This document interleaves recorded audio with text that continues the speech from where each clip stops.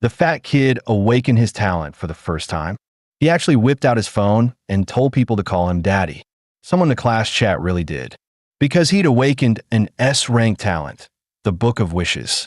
Pray to the Wish Lord, and any wish could be granted. But with Lin Luo's arrival, everything that kid had was fated to become his. Lin Luo's talent was an upgradable one, plunder. Kill the target, and their talent becomes his to wield. Earlier in life, Lin Luo discovered by chance, if he killed without using a talent, he could directly steal the victim's talent level. His stubborn brother never approved of that path. The result, his brother was framed and murdered, spending his life to buy Lin Luo a chance to live. Not long after, Lin Luo nearly met the same fate. When he woke again, he was back on the day of awakening. He remembered a stone steel falling from the sky. The entire nation entered the Age of Awakenings. S-rankers gained talent avatars that could rival gods. In that surging era, those consumed by evil were no longer restrained. Thus, weakness became the greatest sin.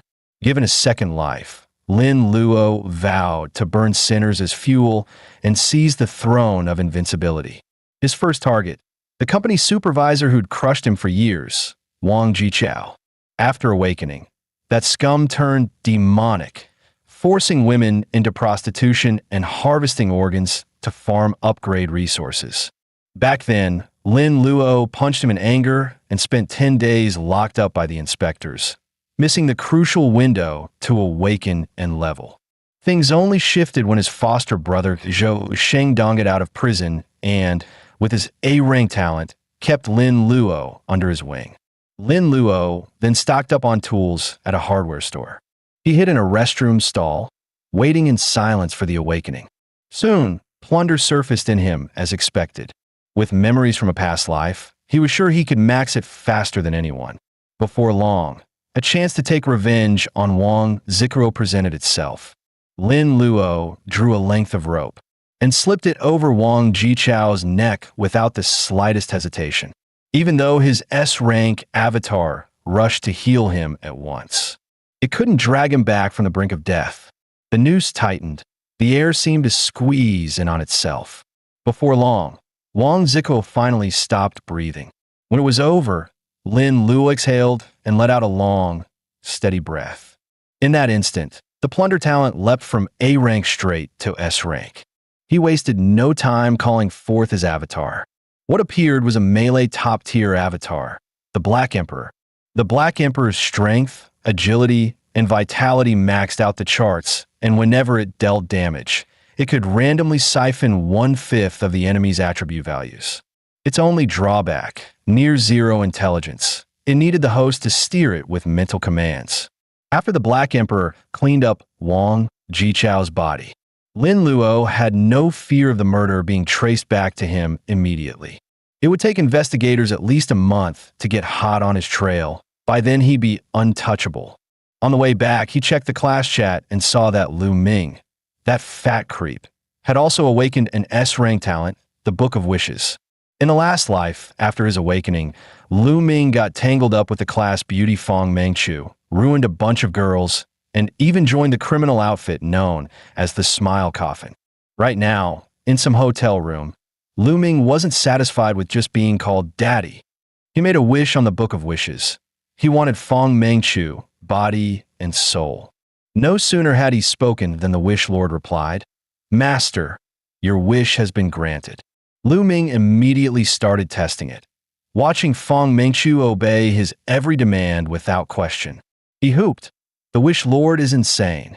Lin Luo then called Lu Ming, claiming he had a secret about an S-rank avatar that could only be revealed in person.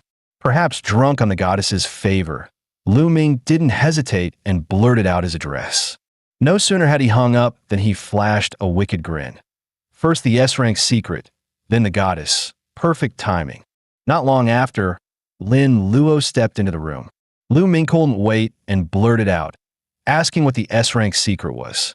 Lin Luo leaned close to his ear and whispered 4 words, "Jianai Tai Mei."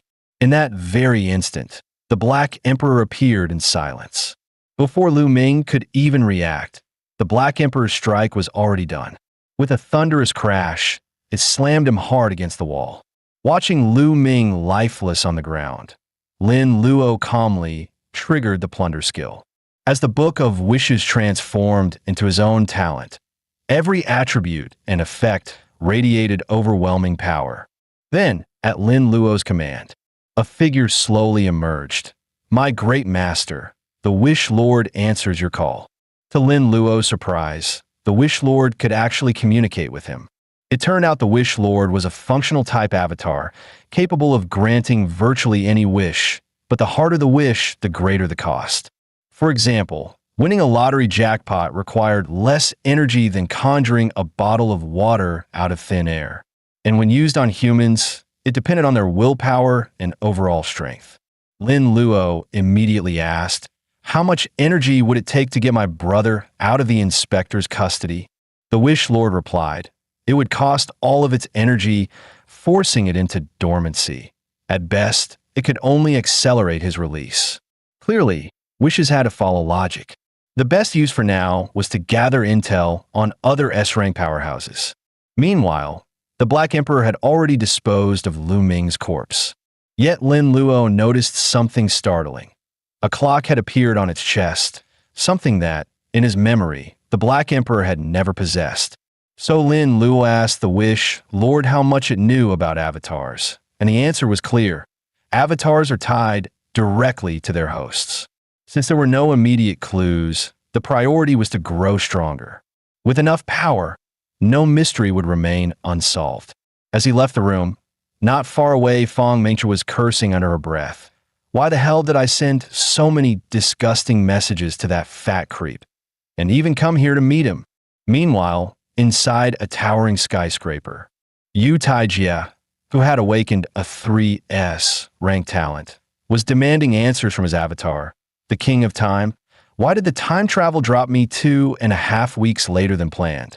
After all, triggering the temporal jump had nearly drained the King of Time of all its energy. If not for running into the despair-inducing, illogical clan within the space rift. As the guardian of Huaxia, he should have been able to stride across worlds with his temporal power. The thought made Yu Taijia slam his fist into the desk in rage. The King of Time explained that during the crossing, part of its power had been stolen by some unknown presence. And because the white clock was lost, it could still sense that stolen power lurking somewhere out there. Hearing this, Yu Taijia realized anyone capable of stripping the King of Time's strength must be extraordinarily powerful. So he resolved to build his power first, then hunt the thief down. He wanted to see for himself who dared steal from Yu Taijia. At that moment, at the dungeon entrance, a safety officer was stressing again and again just how dangerous the run would be. The crowd was fired up, but not a single person dared to be the first to step in. Lin Luo, however, walked straight into the portal without hesitation. The dungeons that once made him retreat, now he would trample them all beneath his feet. As the prompt rang out, his body was digitized. He was faced with the choice of 6 basic classes. In his previous life, he had chosen warrior. But before the second advancement, that class was painfully mediocre. So Lin Luo summoned the Wish Lord and asked which class it recommended. The Wish Lord's answer was Mage. 2 centuries later, thanks to its S-rank talent beacon, Mage could advance into the hidden class Prophet Mage, and with the Black Emperor covering its melee weakness, the combo was flawless. So S-rank talents can unlock hidden classes too? Lin Luo was shocked, though he sensed the Wish Lord might be speaking with some bias. He pressed further. "If I pick Mage but mark Devour as my beacon during the second advancement, what class would I get?"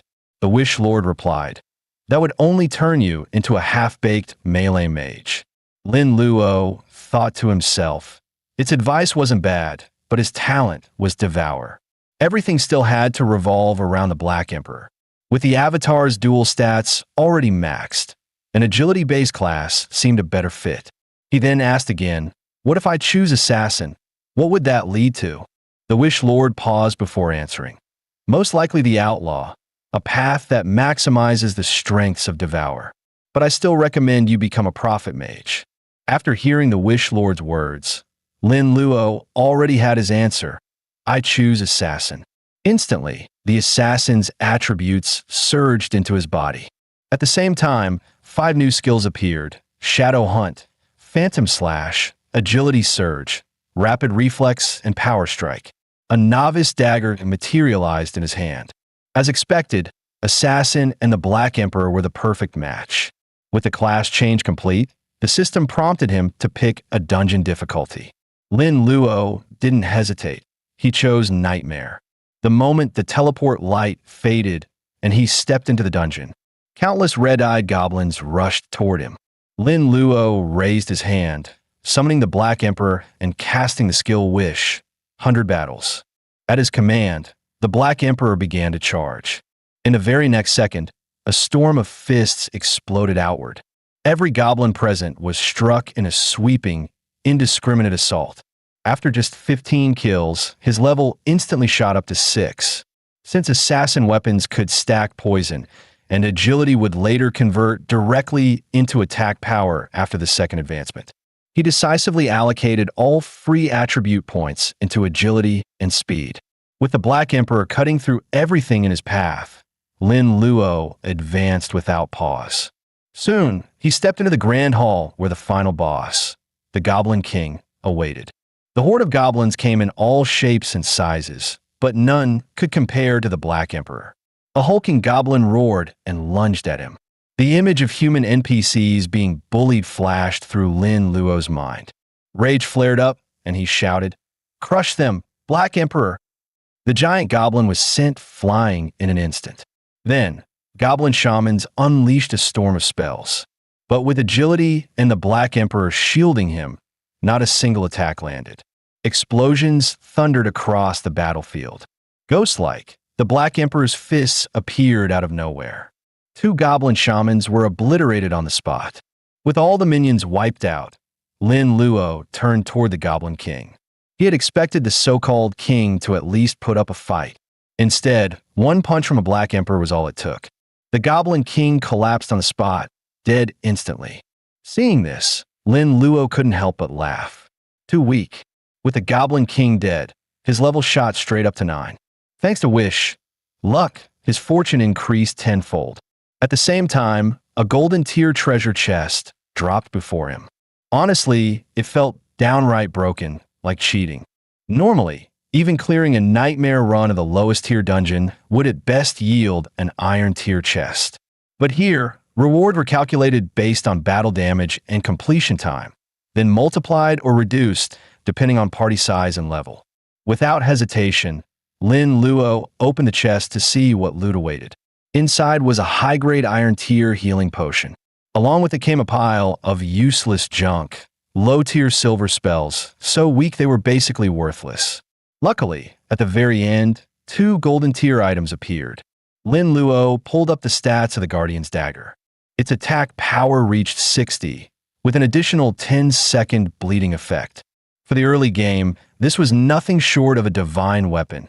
40 more attack than a level, 10 bronze dagger, plus 3 extra attributes and the bleed effect. The Guardian's light armor reduced incoming weapon damage, making it another priceless find. Just then, the system prompted him to name his character. Without hesitation, Lin Luo said, "Black Emperor." The very next moment, a global announcement flashed before every player. Congratulations to player Black Emperor for becoming the first to clear a nightmare dungeon worldwide. Reward: 110x Fate Roulette ticket. Of course, all of this was seen by Yu Taijia. He remembered that in his previous life, the global announcement appeared late at night, and the first conqueror was someone named Grey Wolf. He immediately asked the King of Time, "Are you sure time travel doesn't alter history?" With that confirmation, Yu Taijia fell into deep thought. Could it be that the Black Emperor had stolen the King of Time's power and, after becoming stronger, cleared the dungeon? Or did the Black Emperor of the future seize that power and then travel back here? The King of Time was equally puzzled.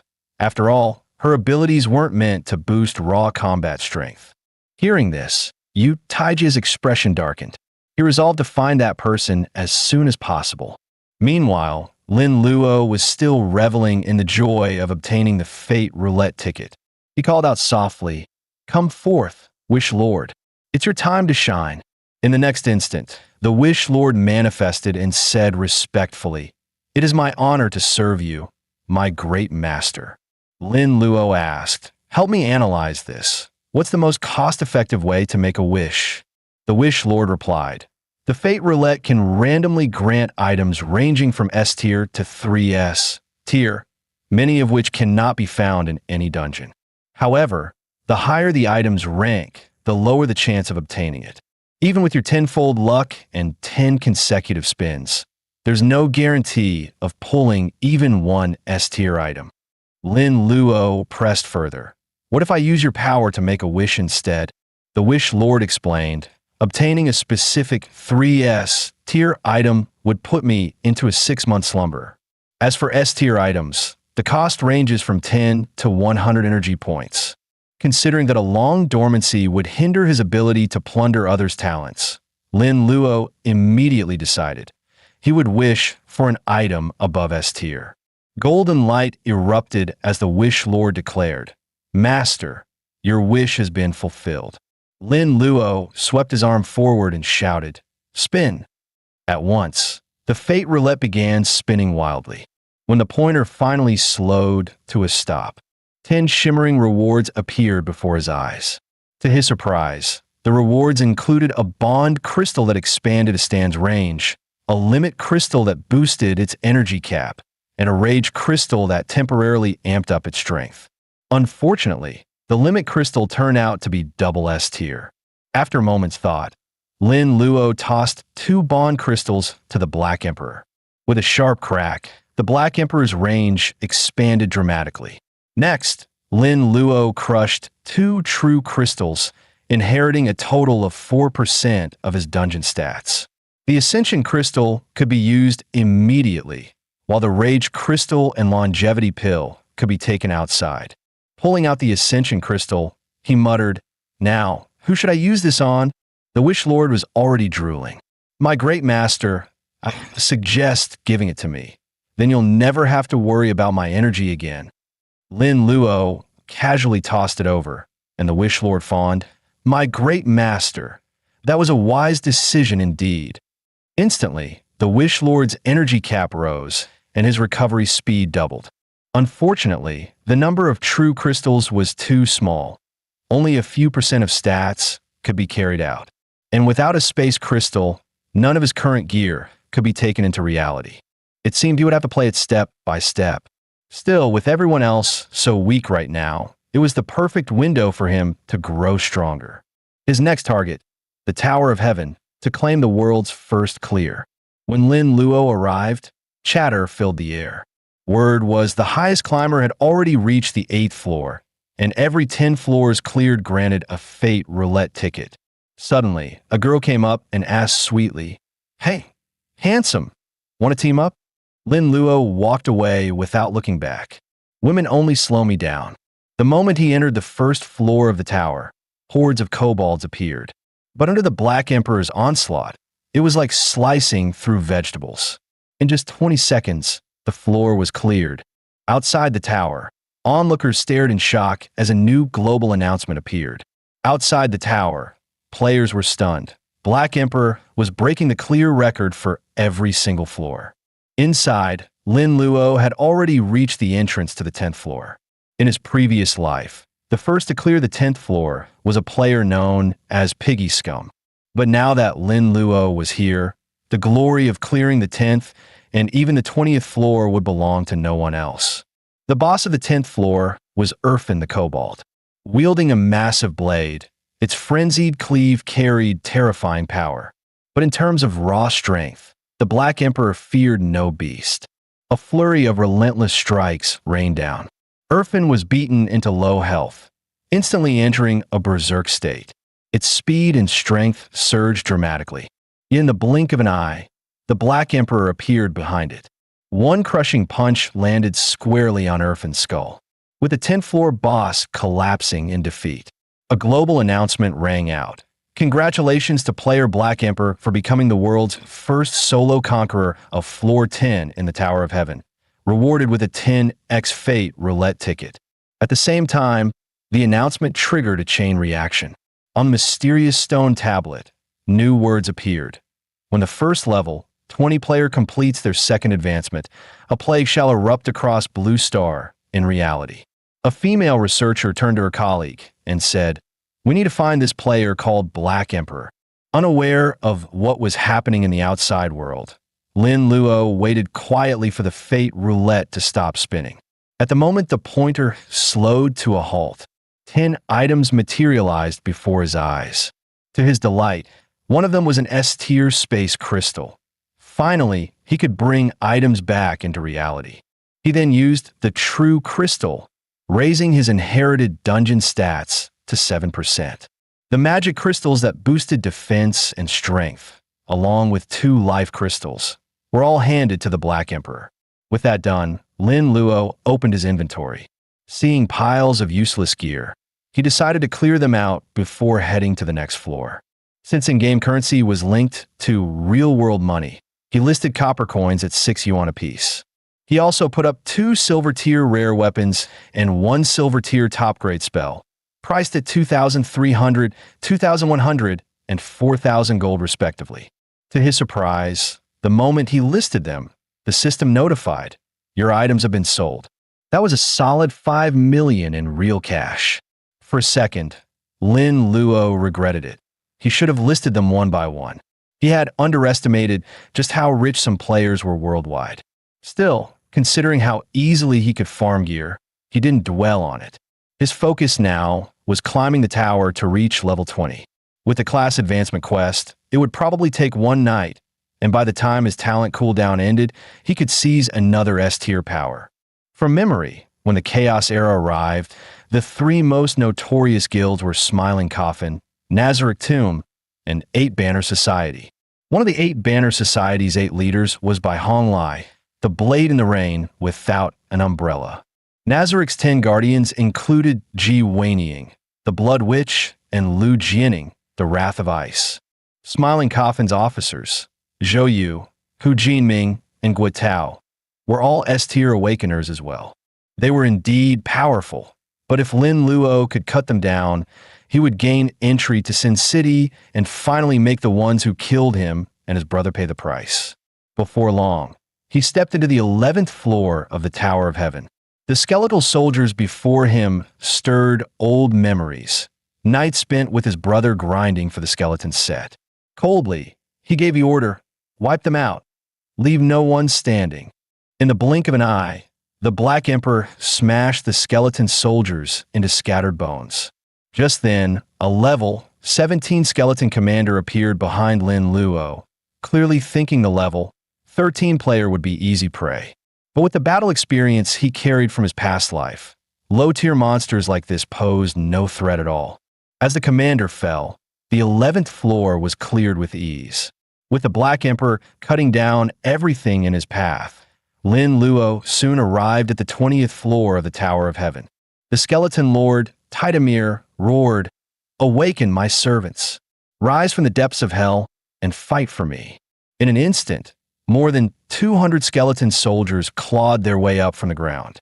Yet facing the overwhelming pressure of the undead army, Lin Luo felt not fear, but excitement. The Black Emperor charged straight at the skeleton lord. Meanwhile, Lin Luo found himself surrounded by the skeletal horde. He knew brute force would work, but the risk of injury was high. With a sharp shout, he called out, "Come forth, Wish Lord." Then he made his demand. From now on, every strike from the Black Emperor will be a critical hit, until Tidamir is completely annihilated. The pages of the Wish Book flipped, and the Wish Lord declared, "My great master, your wish has been granted." Lin Luo froze for a moment. He hadn't expected the wish to work like this. The next second, the Black Emperor erupted with terrifying aura. Lin Luo grinned and shouted, "Fight to your heart's content. Black Emperor, your master can handle himself." The skeleton lord was still stunned, but the Black Emperor was already upon him. A barrage of fists hammered into Tidamir's body. With every blow landing as a critical strike, his health plummeted to near zero in moments. Watching this, Lin Luo smiled faintly. This is the true way to use a wish. The moment the message popped up announcing Titamir's death, Lin Luo's level rose to 14. A global announcement followed. Player Black Emperor has cleared the 20th floor. Around the world, players gasped. That's insane. But Lin Luo didn't stop. He pushed on with the Black Emperor, carving a path straight to the 29th floor. As he reached for the doors to the 30th, the system warned him that his level was too low and advised him to return later. Lin Luo sneered, "Here's my advice. Don't give me advice." Waiting inside was the sovereign of the 30th floor, the Minotaur King. At last, Lin Luo's active skill plunder and seize had a chance to shine. The Minotaur King slammed his colossal hammer into the ground, the impact echoing like thunder. Foolish level, 15 human. Do you even grasp what you're about to face? Lin Luo shot back. Isn't your palace nothing more than one giant trap? The Minotaur froze for a moment, startled by the retort. Lin Luo waved his hand sharply. Go, Black Emperor. At the same time, the Minotaur bellowed and unleashed his skill, Dance of Rage. From past life experience, Lin Luo knew. The monsters from floors 21 to 29 should never be skipped. The king could summon all of them to his aid. Countless players in the past had perished when the Minotaur shattered the ground, plunging them into deadly traps. But to Lin Luo, such tricks were nothing worth fearing. Wish Lord, grant my wish. Every strike from Black Emperor must land a critical hit. With that blessing, every casual punch from the Black Emperor ripped away 450 HP from the Minotaur King. The beast's health bar plummeted, nearing empty. Roaring in desperation, the Minotaur unleashed his Skill King's command, summoning a horde of warriors to shield him. But this was exactly the moment Lin Luo had been waiting for. He raised his hand and triggered his skill, Plunder and Seize. In an instant, 30% of the Minotaur's HP, attack power, and skill potency was stripped away. Weakened and staggering, the Minotaur was crushed beneath the Black Emperor's foot. With the battle won, Lin Luo's level shot up to 18. Just then, waves of lesser monsters poured through the gates. Lin Luo lifted his arm and sneered. Let's see how King's command works in my hands. My warriors, hear my command, kneel. The clatter of weapons rang out as blades and spears hit the floor. Every monster in the hall dropped to its knees before him. In unison, they shouted, All hail the king. Lin Luo smirked and gave the order. Black Emperor, wipe them out. Black Emperor unleashed Minotaur King's skill, Earth Shatter. The blast of dust made Lin Luo cough twice. The flood of EXP shot his level straight up to 22. Then, the global system rang out again. Congratulations to player Black Emperor for becoming the world's first to clear floor 30 of the Sky Tower solo. While players outside were still debating who this mysterious powerhouse was, Lin Luo calmly walked out of the crowd. His next step was clear: complete the assassin's second advancement.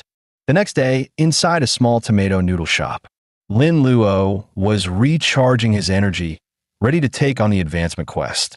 Suddenly, a loud slap echoed through the shop, drawing his attention. The people causing the commotion turned out to be his old co-workers. At that moment, Qin Xiaomei was kneeling on the ground, begging for mercy. Zhang Wei kicked her hard, shouting, Sorry doesn't bring Xiaojia back. You got him killed. He then sat down, barking, Drag that useless priest over here to keep healing me. Qin Xiaomei, trembling from another kick, muttered, Back when the supervisor was around, you guys never dared treat me like this. Her words only drew sneers. Still think you're the supervisor's woman? He vanished ages ago. Lin Luo sneered inwardly. That supervisor will haunt you forever. In his past life, these people had banded together as lackeys of Wang Jichao, constantly bullying him at work and mocking him as the thief's brat. Once, they'd acted like siblings, but in this chaotic era, even the closest ties rotted away in the face of profit. Before long, Qin Xiaomei was forced to heal Zhang Wei again. just as the group fretted over needing another teammate. Zhang Wei's eyes lit up as he noticed something. He strolled straight toward Lin Luo. Dropping a plate of food on the table, he smirked. "Old co-worker, long time no see. Thought I'd bring you something nice. Don't live so miserably." He added with fake warmth, "Really don't live that hard." Without waiting for a response, he pressed further. "So, what ability did you awaken? Why not team up with me? Make real money. Otherwise, how could you ever be worthy of Wenyusi?" Lin Luo remembered it vividly. In his last life, after being detained 10 days for beating Wang Jichao, Zhang Wei had asked him the very same question. Back then, too naive about human malice, he revealed his plunder talent, only to become their running joke afterward. This time, Lin Luo simply stood up and said coldly, "Sorry, I'm not joining your team." Zhang Wei burst into laughter. "You? A broke nobody? Thinking you'll be some solo-run legend like Black Emperor?"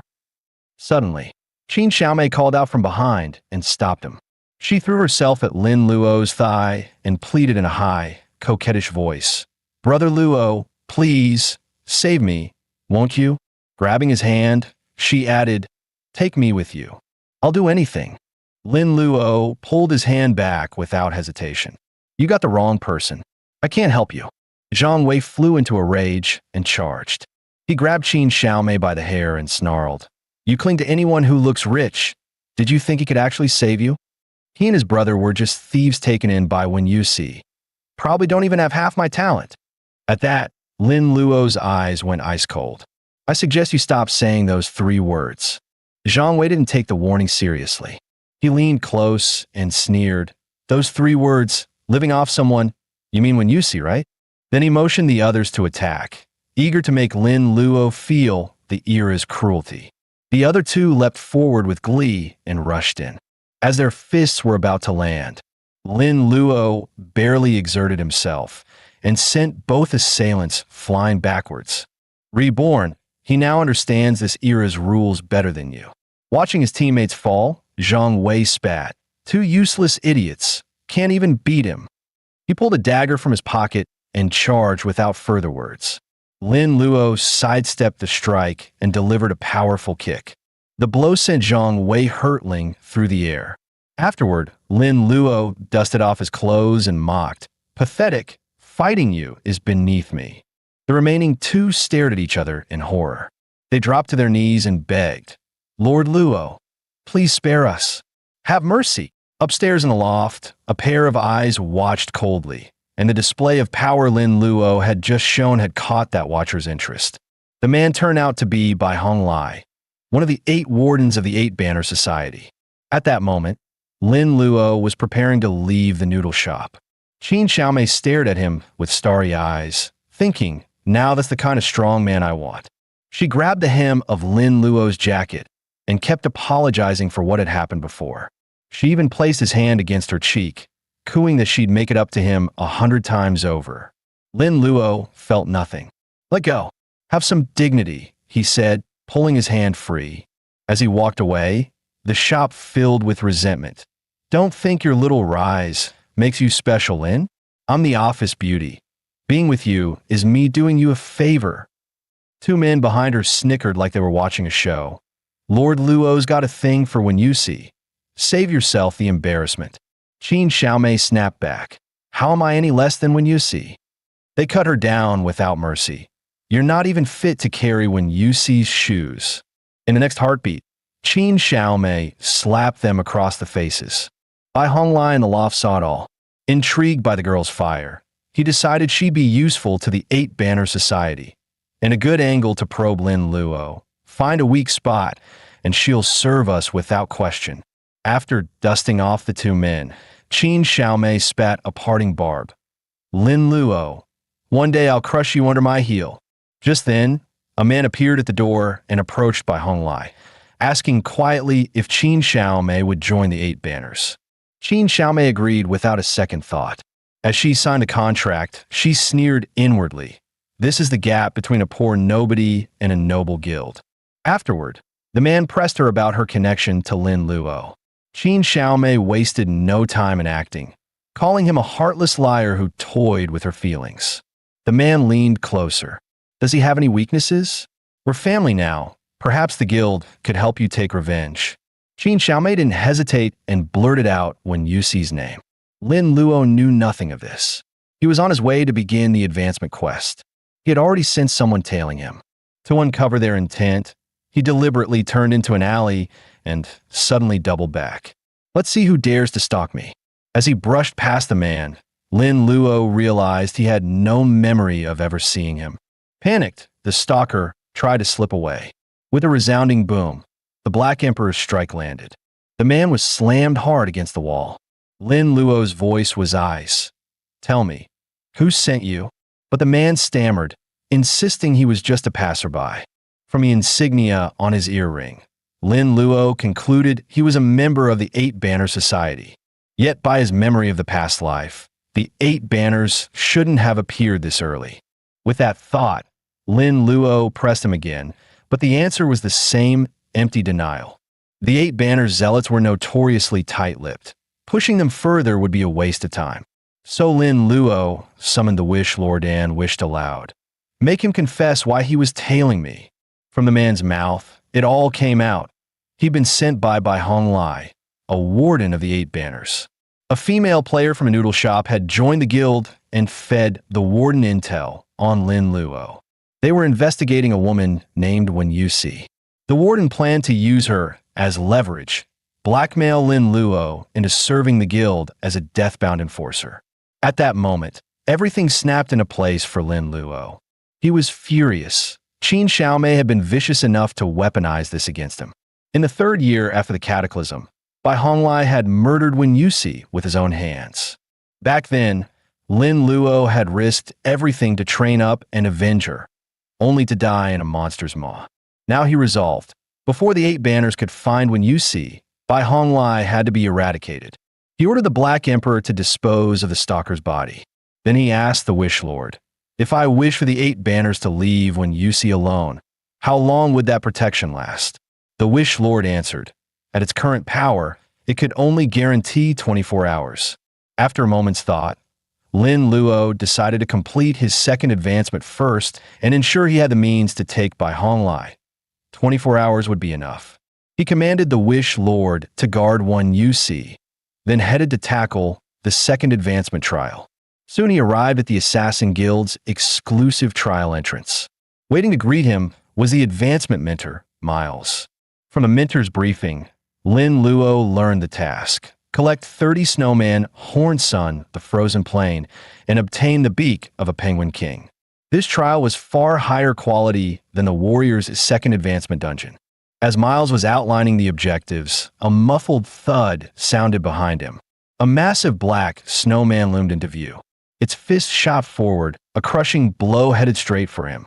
Fortunately, Lin Luo summoned the Black Emperor in time to block the strike. He hadn't expected a second advancement trial's monsters to resort to sneak attacks. With the Black Emperor pinning the Black Snowman down, a snowman horn dropped as loot. Just as Lin Luo moved to gather the materials, the ground began to quake violently. Within seconds, hundreds of black snowmen swarmed the area. Strangely, they kept shifting into white forms, changing appearance one after another.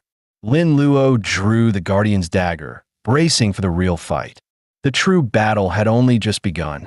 Though the snowmen hit hard, they were sluggish. Concentrated attacks from him and the Black Emperor would cut them down easily. One clean slash decapitated a snowman. Lin Luo dashed toward the Black Emperor's position and signaled to be launched into the air. With seamless coordination, he gave a confident grin.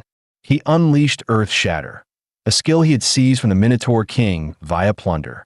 Then he roared to the Black Emperor, while they're stunned, crush them. Black Emperor decisively unleashed Dance of Frenzy. In the blink of an eye, he pierced through countless snowmen. After clearing out a wave, the mission materials were finally collected. Yet the snowmen kept pouring in, as if they would never end. Meanwhile, somewhere else, the Penguin King sipped red wine leisurely and sneered. Foolish human, watch how I wear you down to death. Return, spirits of the black snowmen. Suddenly, mysterious objects burst out from the corpses before Lin Luo. They surged together, converging toward the depths of the mountain. Soon, the Penguin King gathered a massive energy sphere. "Rise again, my black snowman warriors." In an instant, beams of light streaked over Lin Luo's head. They slammed into the ground, blasting out a deep crater. At first, Lin Luo was puzzled by the strange energy.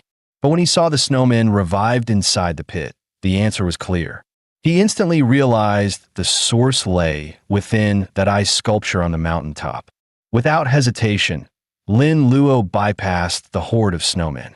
Black Emperor lifted him up, and at his command hurled him skyward toward the peak. For Black Emperor, it was effortless. Alarmed, the Penguin King cast Royal Call, summoning snowmen to his aid. But Lin Luo didn't give a chance to live. He slashed down with Phantom Strike, cleaving it clean in half. Holding the quest material, Penguin King's beak, Lin Luo smiled with satisfaction. The remaining snowmen instantly melted away, proving the saying true. Take the king first, and the army collapses. With the task done, Lin Luo handed the gathered materials to his mentor. Miles asked if he would choose a normal class or a hidden class. Lin Luo didn't hesitate. He chose hidden, since that was his goal all along. But Miles' face suddenly shifted, warning him that failure meant certain death. Even so, Lin Luo stood firm. High risk always came with high rewards. If others had once succeeded in taking a hidden class, then so could he. Miles laughed aloud, praising his courage. Then he warned there was no turning back. The path had already been set. With that, Lin Luo was transported into the transfer space. According to Miles, every hidden class within could be chosen freely. But when Lin Luo came to, the space was empty. Then his foot struck something unseen. A second later, a crimson pillar of light flared before him. Two more pillars soon rose around it. He reached out toward the red pillar. What appeared was the class recommended by the Wish Lord Outlaw. Yet the blue pillar revealed Shadowless, a class with far better stats and abilities. Clearly, the pillar colors marked class quality, and the golden one had to be the highest. When his hand touched the golden light, the class revealed itself, Legendary Storm Swordmaster. Lin Luo's jaw dropped. This class was too rare. Even with his second life, he'd never heard of it. If he became a Storm Swordmaster, the three major evil factions would be nothing to fear. But first, he had to settle one thing. Wish Lord, get out here. Pressed by his demand, the Wish Lord explained. Storm Swordmaster had only a 0.5% chance of success. Shadowless was much higher, yet still just 9%, while Outlaw offered a 98% chance, making it the safest path. Hearing this, Lin Luo dropped the idea of scolding him. But he did warn the Wish Lord to only lay out the pros and cons in the future, never decide for him again. Since fate had put it before him, he would always pick the path with the highest payoff. And so, without hesitation, he stepped toward the Storm Swordmaster's pillar. Before the transfer began, he asked again, with only 1% talent compatibility, if I succeed, will I wield 100% of the Storm Swordmaster's power? The Wish Lord looked worried.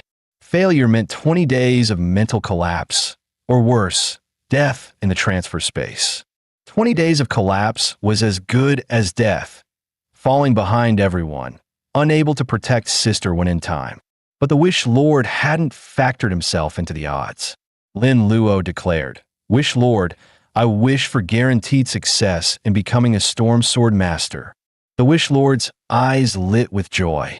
With a sweeping gesture, he proclaimed, Great Master, your wish is fulfilled. As the transfer began, Miles in the real world felt the disturbance. Even a 3S rank prodigy might fail such an ancient legendary class. And this boy actually dared to pick it. Meanwhile, within the transfer, Lin Luo envisioned the Storm Swordmaster's figure. A solemn voice spoke.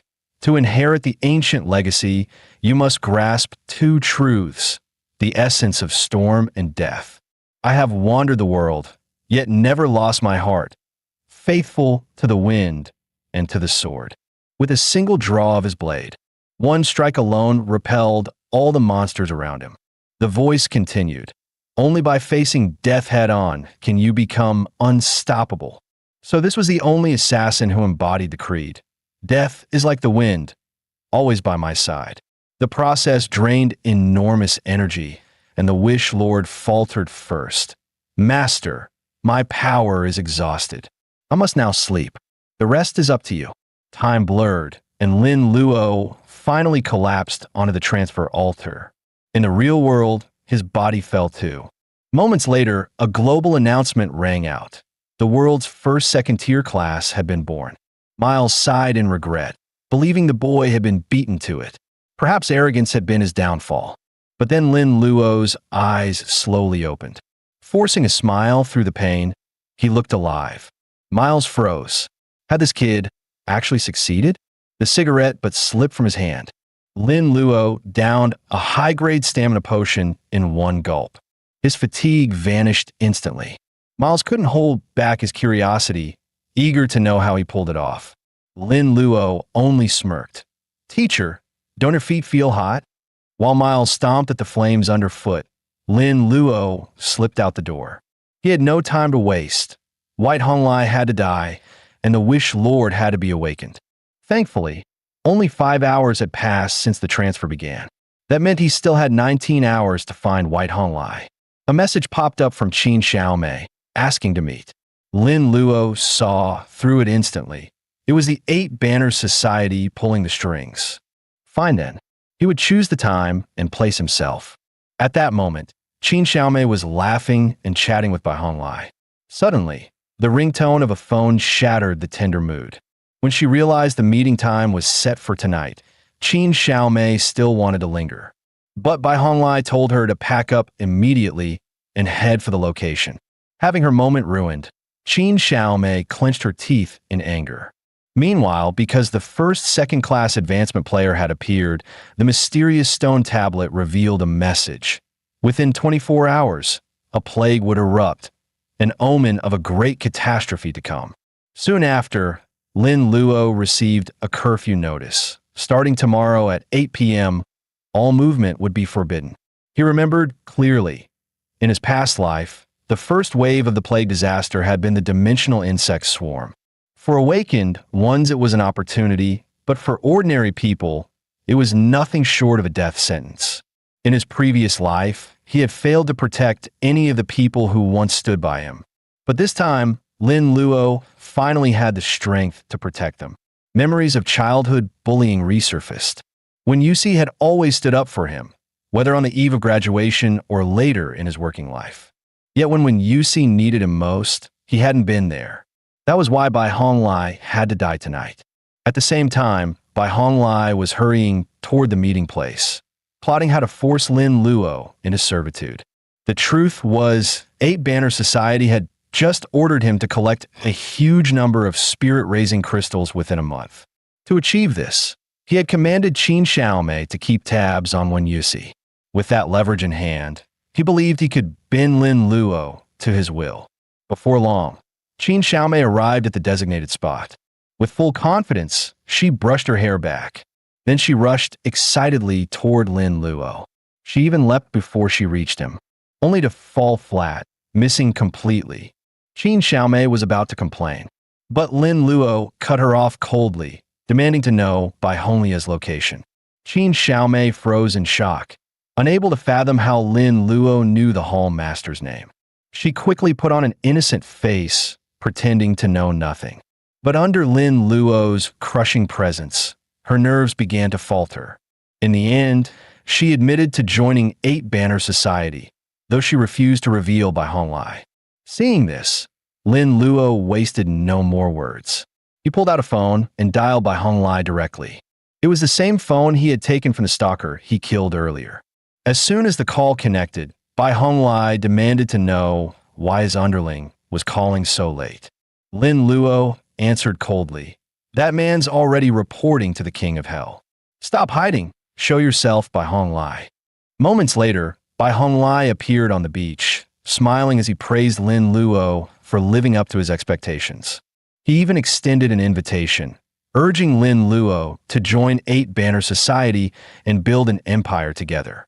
But Lin Luo only smirked, casually reciting their so-called restoration plan word for word. Bai Honglia's eyes widened in shock, demanding to know how Lin Luo had learned their secrets. Lin Luo gave no explanation. His killing intent was enough. These people were all marked for death. Fight, Black Emperor! Yet to his surprise, every blow from Black Emperor was blocked. The sudden turn of events made Lin Luo's heart tighten. Bai Honglai had summoned his own S-rank stand, Kagaya Heim. With a calm command, he ordered Kagaya Heim to fight while retreating, never clashing head-on. To Lin Luo's astonishment, the stand not only matched Black Emperor's speed, but its iron defense rendered Black Emperor's strikes almost useless. Lin Luo halted Black Emperor. Killing the host mattered more than crushing the stand. Victory had to be swift and absolute. Black Emperor's earlier strikes had drained Kagaya Heim's energy, and Bai Honglai knew it was time to gamble everything. Both sides shared the same resolve now. End it quickly. Bai Honglai commanded, Kagaya Heim, Rainblade form, cut down his stand. Lin Luo unleashed the Wish Lorder's power, ensuring Bai Honglai could not dodge Black Emperor's next strike. In a flash, Kagaya Heim's blade grazed Black Emperor. Bai Honglia's eyes narrowed. If his blade struck true, Black Emperor's fist would still smash into him. Snarling, he ordered Kagaya Heim to abandon the clash and cut Lin Luo down directly. As Black Emperor and Kagaya Heim crossed paths, Black Emperor's fist crashed straight into Bai Honglia's skull. The sheer force sent him tumbling across the ground in 2 full rolls. At the same moment, Kagaya Heim loomed over Lin Luo. Bai Honglai, wincing through the pain, laughed madly, sure that a blade would always outmatch a fist. But Lin Luo's figure vanished in an instant. Bai Honglia's mind reeled. How could a human move with such speed? Almost simultaneously, Lin Luo appeared behind him. Black Emperor's strike came down like judgment itself. No matter how strong Kagaya Heim was, the rule of this world never changed. The strong live, the weak perish. The vengeance for one Yusi's death. This time, Lin Luo delivered it with his own hands.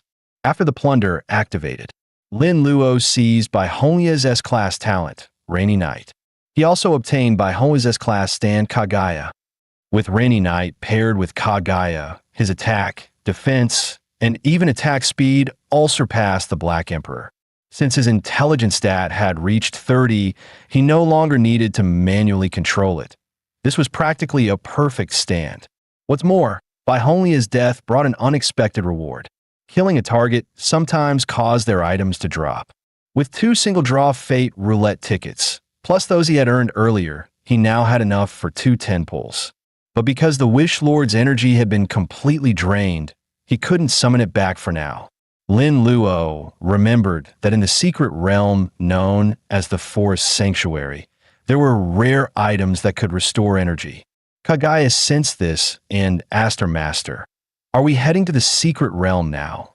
Lin Luo replied, "There's somewhere more important we need to go first." Before long, he arrived in front of a villa. Bai Honglia's death would surely cause an uproar within the 8-Banner Society. While they were busy hunting for the killer, Wen Yusi would be safe for the time being.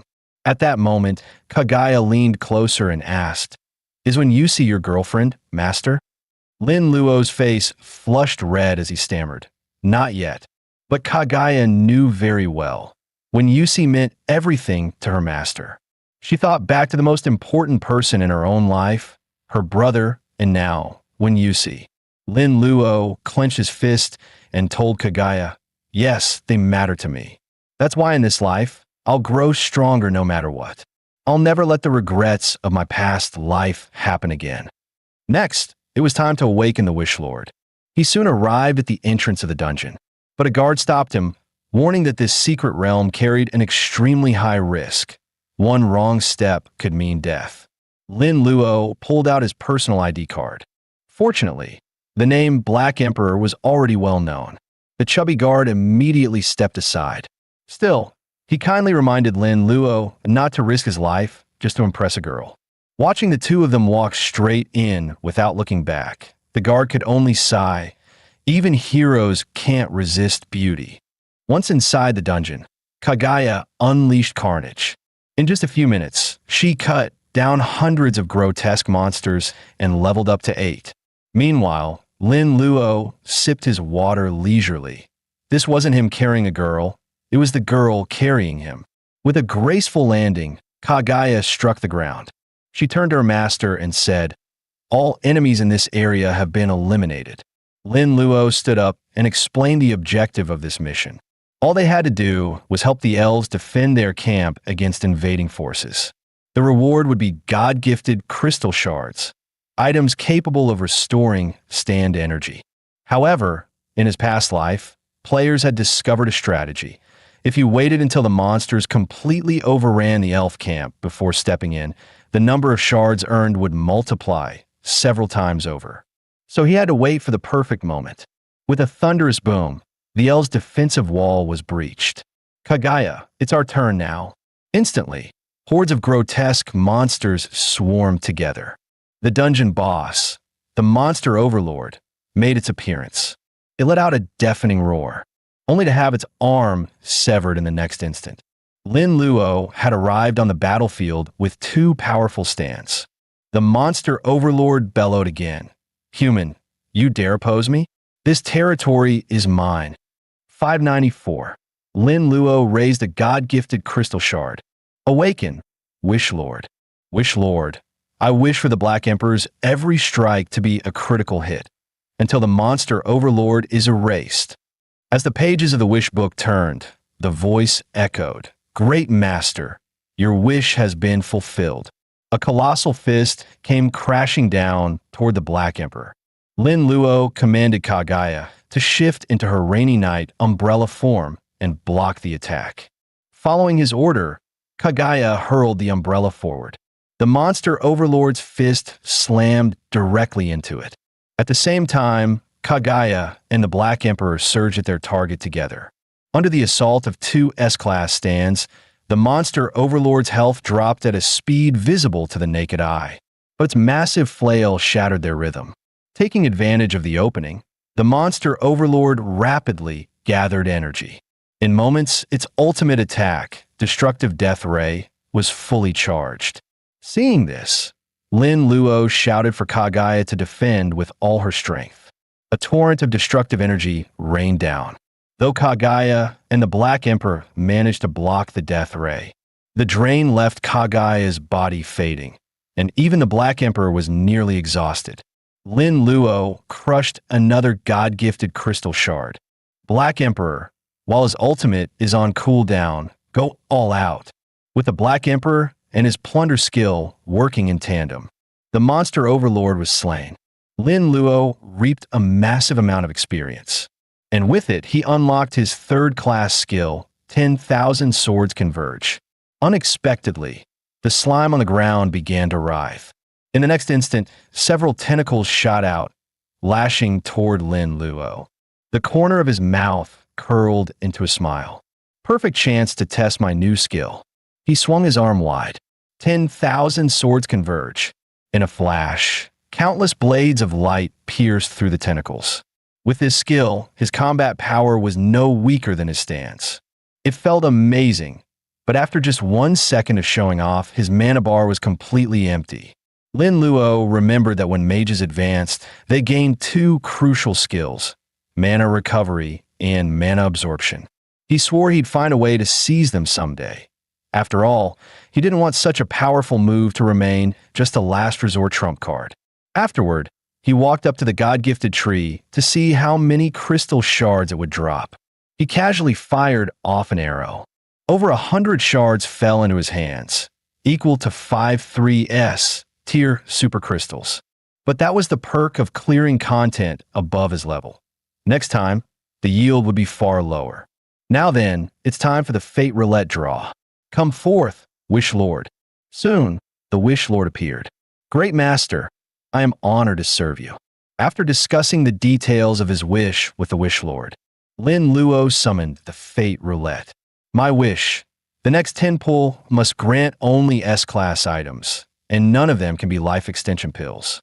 As the Fate Roulette began to spin, He was stunned to receive a double S-class reward, the cooldown crystal, which permanently have the cooldown of talents. Without hesitation, he crushed it. From now on, he could plunder 2 S-class talents in a single day. The other reward was an S-class intelligence crystal, raising intelligence by 10 points. The Wish Lord stepped closer.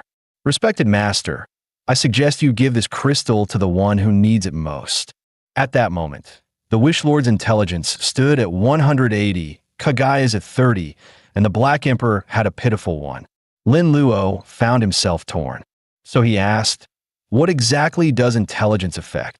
The Wish Lord replied, "Intelligence is not the same as wisdom or cleverness. It determines processing speed. The higher the intelligence, the faster one learns, adapts, and gains experience, reflected in both combat and communication." Hearing this, Lin Luo had his answer. The Black Emperor relied solely on brute force, but monsters would only grow stronger. He could no longer just hack through them unchecked, which meant the one who needed this crystal most was the Black Emperor. With that thought, Lin Luo tossed the intelligence crystal to him. With a sharp crack, the Black Emperor's body underwent a dramatic transformation. His pupils shifted from violet to blood red. "Master, thank you for your gift. I will clear all obstacles in your path." From this moment on, with his intelligence boosted, the Black Emperor no longer required Lin Luo's control in battle. Compared to grinding experience, nothing was faster than direct plunder. Lin Luo tossed 2 limit crystals to the Wish Lord, boosting his energy capacity and ordering him to locate the next S-class talent target. The Wish Lord replied, "As you command, great master." Meanwhile, at a certain school, Yang Yong, who had awakened an A-class talent, was knocked to the ground. Zhou Yu sneered, warning him not to push his luck, and that at worst, they'd just stay out of each other's way from now on. Trembling, Yang Yong forced himself up, flames igniting around his arms as the fighting spirit in his eyes burned brighter. He roared, throwing a punch toward Zhou Yu. "You slapped me around, pissed on my head. Wasn't that too much?" But a tentacle shot out, coiling tightly around his fist. It turned out Zhou Yu had been hiding his true strength all along, disgusted by the appearance of his own stand. Immobilized, Yang Yong could only let out a furious roar. After all, in a crowd of tens of thousands, even one S-class awakening was rare, yet it had fallen into the hands of a bully. And this entire scene, with the Wish Lord's help, streamed straight into Lin Luo's mind. Perfect. The next plunder target is locked. Zhou Yu smacked Yang Yong across the face, taunting him for losing his arrogance. One of his lackeys chimed in, "An A-class talent? That's nothing compared to Brother Zhou." Zhou Yu snorted coldly and ordered, "Turn him into food for the green demon." Just as the tentacles tightened around Yang Yong, a voice from behind interrupted Zhou Yu. A female teacher stepped forward, scolding him not to use his talent as an excuse to torment his classmates. Yang Yong recognized her, Teacher Chun from their school. The 2 lackeys instinctively shrank back, intimidated by a teacher's authority. But Zhou Yu told them not to panic, and brazenly directed his tentacles toward Teacher Chun. With his talent exposed, he was ready to walk down the dark path without turning back. In an instant, Teacher Chin's body was bound, unable to move. She had long been the secret crush of countless boys in the school, and Zhou Yu was no exception. Tentacles coiled around her thigh. She hung suspended in midair, forced into an utterly humiliating position. Yang Yong spat a curse, calling Zhou Yu a beast. Zhou Yu just sneered, "I'll enjoy myself with her first, then I'll see her." Suddenly, blades of light flashed, slicing the green demon's tentacles into pieces. Teacher Chun was freed from her restraints. Before Zhou Yu could react, a figure flickered past. His 2 lackeys collapsed, their throats slit. Alarmed, Zhou Yu shouted, demanding the intruder stop acting mysterious. Just then, a foot stepped into his line of sight. Zhou Yu recognized the stand beside Lin Luo, Kagaya, and S-Class. He demanded Lin Luo's identity, certain that no other S-Class awakeners existed in the school. The answer came with a snap of Lin Luo's fingers. "Come forth, Wish Lord." I wish that for the next 30 seconds, I take no damage. The Wish Lord spread his arms. Master, your wish has been fulfilled. Ignored, Zhou pressed again, demanding to know who Lin Luo was. Lin Luo replied coolly, doesn't matter who I am. You have 3 seconds to think of your last words. Enraged, Zhou ordered the green demon to strike. What? You think you're the only one with an S-class stand? I'll give you 3 seconds too. Stay, and I'll kill you with him. Lin Luo only smirked. Black Emperor, crush him. In the next instant, the Black Emperor materialized before him. 3 S-class stand appearing one after another left Zhou utterly stunned. The Black Emperor's assault was as straightforward and brutal as ever. But then, an unexpected twist. The green demon's tentacles latched onto the Black Emperor's arm. In the blink of an eye, all 4 of the Black Emperor's limbs were bound tight. With the upper hand, Zhou mocked, so what if you have more stands?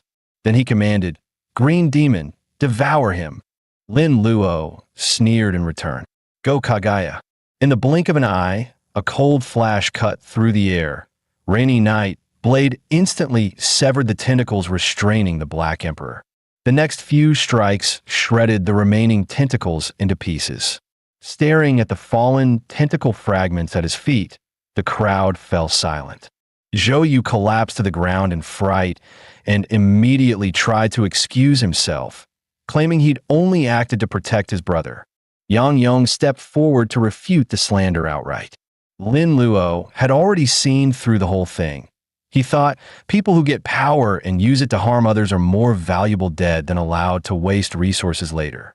Feeling the threat of death, Zhou shamelessly begged Teacher Chun to intercede for him. Teacher Chen's eyes suddenly hardened. Kagaya's strike had already landed, and the target was Zhou, the very man who had been pleading for mercy. As Zhou crashed to the ground, Teacher Chen's startled cry rang out across the campus. Lin Luo walked forward calmly. Scum who abuse power and bully teachers. Dying twice wouldn't be too much. When the plunder activated, Lin Luo successfully acquired his 4th S-class talent. This new talent, however, felt particularly uncanny. At that moment, Yang Yong approached to thank him and quietly asked for Lin Luo's name. Without thinking, Lin Luo replied with 3 words, Black Emperor. Lin Luo turned with a carefree stride, ready to enjoy a feast. Watching his figure fade into the distance, Yang Yong's eyes sparkled like stars as he swore that one day he would become a powerhouse like the Black Emperor. At the restaurant, Lin Luo was still pondering the peculiarity of his new talent. It was called perfect fusion, the ability to take the essence of any 2 beings, preserve their traits, and merge them together. The description was too vague, and with a 5-day cooldown, it wasn't something he could test right away. So he summoned the Green Goblin. To his surprise, the creature's form had already evolved, and he could even feel the vivid sensation of its many arms. When Lin Luo opened the attribute panel, the reason the Black Emperor had nearly stumbled became clear. Green Goblin's elastic skin skill reduced damage from blunt force, magic, and similar attacks by 50%, but sharp attacks actually inflicted 20% more damage. No wonder the Black Emperor's strikes had little effect, while Kagaya had cut him down with ease. Lin Luo stretched lazily. All of you come on out. We're grabbing fried chicken. In an instant, all 3 S-class stand-ins appear at once. Great Master, fried chicken is a brilliant idea. He pulled out his phone and ordered in bulk chicken wraps, drumstick burgers, codfish sandwiches, colas, 300 of each. Before he could even catch his breath, the clerk informed him the store didn't have that much stock on hand. Lin Luo simply told them to bring whatever they had. He remembered that in half a year, supplies would become scarce worldwide. Thankfully, the space crystal could preserve food in its freshest state, so stockpiling early was the only smart move. Just then, Kagaya pointed outside. Master, look, the fog is getting thicker. Hearing this, Lin Luo suddenly remembered something. He quickly checked the time on his phone. As expected, it matched the moment of the first insect plague outbreak. At that same moment, a woman clutching a child burst into the restaurant, begging for someone to save her kid. But the next second, her clothes were snagged by something unseen. A massive spider monster emerged before their eyes. The woman was about to become its meal. A sudden force tore her free. Lin Luo had stepped forward, shielding the mother and child behind him. Facing the monster, a grin tugged at his lips. After all, these creatures were opportunities for awakened, offering 4 times the normal experience. He immediately summoned the Wish Lord. Wish Lord, I wish for all fog within 10 meters to disperse. A beam of light instantly pierced the battlefield. Stripped of its cover, the spider monster stood in full view. Lin Luo could now unleash the Storm Swordmaster's skills without hindrance, striking straight at the beast. A flash of cold steel, and the spider was cleaved clean in 2. The system panel chimed, "Congratulations, you have slain a level 7 long-legged spider, earning 640 EXP with a 400% disaster bonus." Though no extra loot dropped, that 4 times experience was simply irresistible. As he mused over it, 2 massive locusts swooped toward him. Lin Luo smirked. Black Emperor, Kagaya, time to farm some levels. In the very next moment, Kagaya split the giant locust clean in half. The Black Emperor followed suit, dispatching the other just as swiftly. Meanwhile, the mutated insect plague swept across the entire city. Inside a high-rise, Lu Tianxue scoffed that the monsters looked scary, but admitted he felt no fear at all. Yu Taijie explained that while this disaster spelled doom for ordinary people, for awakened with powerful talents, it was an enormous fortune. Lu Tianxue asked if it was because of the quadruple experience bonus. Yu Taijie nodded, adding that in the original timeline, the first player to complete a second-class transfer did so 6 days after the global awakening. Yet the one known as the Black Emperor had already done it yesterday. That was why the first insect plague had been triggered ahead of schedule. Still, Yu Taijie reassured them. Since every one of them was an S-class powerhouse he had gathered, as long as they exploited the insect's phototropic weakness, they would reach level 20 quickly and achieve their second transfer. Just then, an entire glass wall shattered with a deafening crash. Lu Tianxue leapt down first. Let's see who can claim the most loot. Elsewhere, Lin Luo had just finished a slaughter, leaving piles of insect corpses around him. The remaining swarms, having suppressed their phototropic instincts, vanished into the shadows. Lin Luo ordered the Black Emperor and Kagaya to stand guard, then stepped back into the restaurant. The clerks placed the prepared food behind the counter. Lin Luo warned them not to step outside. There was enough food and water to last about 10 days, after which rescue would come. The woman holding her child begged to go with him, but Lin Luo refused without hesitation. Before leaving, he instructed them to extinguish all lights and seal the glass. Without light, the creatures wouldn't break in. But as Lin Luo stepped out the door, his stride suddenly halted. For some reason, an ominous feeling welled up in Lin Luo's chest, as if he had overlooked something. He quickly replayed every memory in his mind. Then it hit him. The altered history caused by his rebirth had triggered the disaster ahead of schedule. That meant Sister One and his brother could already be in danger. He had to check on their safety immediately. Meanwhile, Lu Tianxue descended from the sky with his S-class stand-in, Heavenly Venerable. The figure swung its horsetail whisk, unleashing a skill.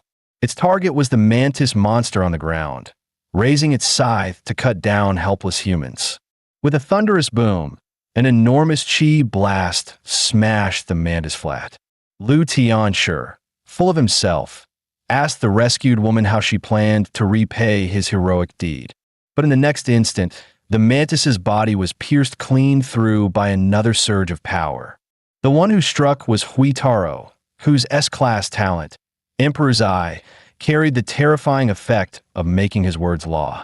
Watching his kill stolen, Lu Tianxue grumbled that such behavior was out of line. The last member of their team then spoke up, saying that since the creature was already dead, he would put it to use. Placing his hand on the corpse, a surge of violet energy spread outward. Rise again for your king.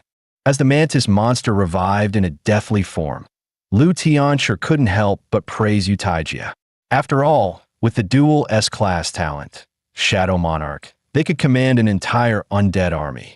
In his rush, Lin Luo casually cut down the mantis monster, blocking his path overhead. The scene was immediately noticed by Yu Taijia's group. Lu Tianxia remarked that the kid's moves were sharp and efficient. He had some skill, but Huitaro argued that without foresight, an ordinary person could never survive this insect plague. His words left Yu Taijia briefly pensive. Lin Luo, however, was unaware of their discussion. What he remembered was that in the original timeline, Sister Wen had safely avoided this outbreak. Now, he had to see with his own eyes that she was unharmed. But the one who opened the door wasn't Sister Wen. It was her mother. From Aunt Lee, he learned that Sister Wen hadn't returned home. She had been off work for a long time, and her phone couldn't be reached. A storm surged in Lin Luo's chest, the sense of dread growing stronger. He urgently warned Aunt Lee never to open the windows or go outside, no matter what noises she heard. He knew all too well that without the power inherited from the dungeon, facing this chaos would be nothing but suicide. Sister Wen, please be safe. I'm coming for you, Lin Luo vowed. On his way to find her, the Black Emperor suddenly alerted him that someone was ahead. Following the direction given, Lin Luo spotted a woman lying in a pool of blood. The woman was far too injured to be saved, which only made Lin Luo more desperate to find Sister Wen. He summoned the Wish Lord at once, who immediately locked onto Wen Yuxi's location. The wish book glowed with a dazzling light. Moments later, two glowing markers appeared beneath his feet, one for him, the other for Sister Wen. With his direction clear, Lin Luo clenched his fist, vowing never to let the tragedy of his past life repeat. Meanwhile, on a street nearby, several massive locusts prowled as if searching for prey. Wen Yuxi and Wen were trapped inside a building, anxiously waiting for the inspectorate's rescue. A man beside them trembled in terror, muttering, "It's the end of the world, we're all going to die here. No one's getting out alive." Suddenly, an idea seemed to strike him. In the next instant, he lunged toward the two women like a rabid dog. Startled, they demanded to know what he was doing. The truth spilled out. He knew he wouldn't live much longer, and he wanted to die as a lustful ghost. Wen Yuxi pleaded for him to calm down, but Wen snapped, "Shameless bastard. Even if you were the last man left in the entire world, I still wouldn't let you touch me." He brushed Wen off, his gaze fixed on Wen Yuxi. Then, with a leering grin, threw Wen's very words back in her face. Just as Wen Yuxi was about to be assaulted, Wen lunged forward and grabbed him, holding him back with all her strength. But how could a woman possibly stand against him? With just a shove, Wen was thrown to the floor. The man unbuckled his belt, a filthy grin spreading across his face as his eyes locked hungrily on Wen Yuxi. Pinned beneath him, Wen Yuxi struggled with all her strength. Her reward was a vicious slap across the face, followed by his cold warning, "Don't make me force it on you. You'll regret it." Despair washed over her. Tears streamed down as she gave up resisting. Suddenly, the glass beside them shattered with a deafening crash. The man flinched, thinking a monster had broken in. A heartbeat later, a crushing force sent him flying across the room. Almost instantly, he was at Wen Yuxi's side.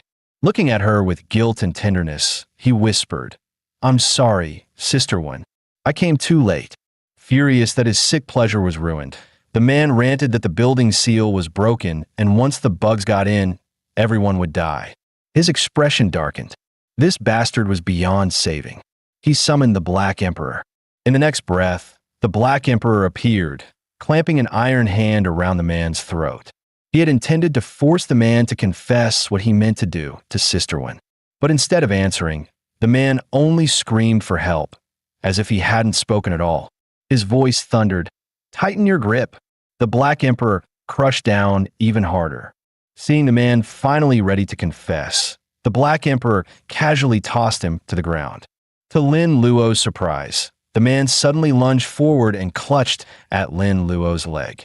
He begged desperately to be spared, but his words, "he didn't do anything," only served to condemn him further.